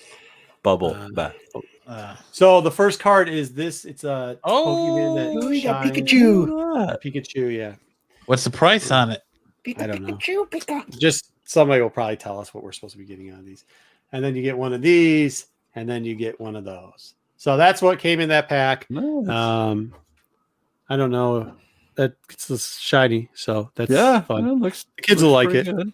Kids will like it, and that's what comes in these little. little. Look at that. Patrick you get says 3 that's cards a $50 card for that little kitty one. I don't know if that's. I think that's the McDonald's one. Is it the same price for the cinnamon toast crunch one? Or for the cereal one? Who I knows? don't know, man. Who knows? Huh. It's not going up. It's probably going to the kiddos. So, but yeah, that's what we got out of there. So there we go. That's it for the book. Maybe check all- the evil bays before you hand that one down to the kiddos. You know what? They're enjoying it. They're figuring it out. I think it's helping with everything that's going on. So if I can give them a little bit of Pokemon love or whatever it is, they can get out there, build their decks, do what they have to do. That's a big deck you got. Yeah. Also got some dice and some of these things too. So I really want to thank him. He knows who he is. I appreciate the deal he gave it to him. All that stuff's going to the kids. These are cool because then the kids can Wink. play their things and they throw them down and it doesn't completely destroy their cards. Oh, you mean card holders? It's card sleeves? Yeah, they're card sleeves, but they're like There you go. they're Pokemon ones, so they know which Awesome. deck they have then. So it helps with the kids. I don't know, man. Look, I'm getting into this stuff. So for me, I know it sounds corny. There's probably people that are going like, yeah, of course, you put the deck sleeves in there and then you build your deck. Yeah, cool. I get it. You're way cooler than me. I understand. I'm a newbie at this. I'm trying to figure it out for the enjoyment of little kids. So that's what I got going on this week. I hope everybody else is going to have a good week. As Absolutely. you say. And on that note, Solo, send us home, brother. Thanks, everybody. Please like and subscribe. You guys are awesome. Greatest chat ever. Don't forget to hit that bell so that you can be alarmed every time that another great show on the channel comes about. And we'll see you next week. If we Yeah. haven't been removed from the channel yet. No, hey, seriously though, y'all go there. Take care of our man Corban, all right? Yeah. Yes. Yes. Please. Prayers and shout outs to Corban.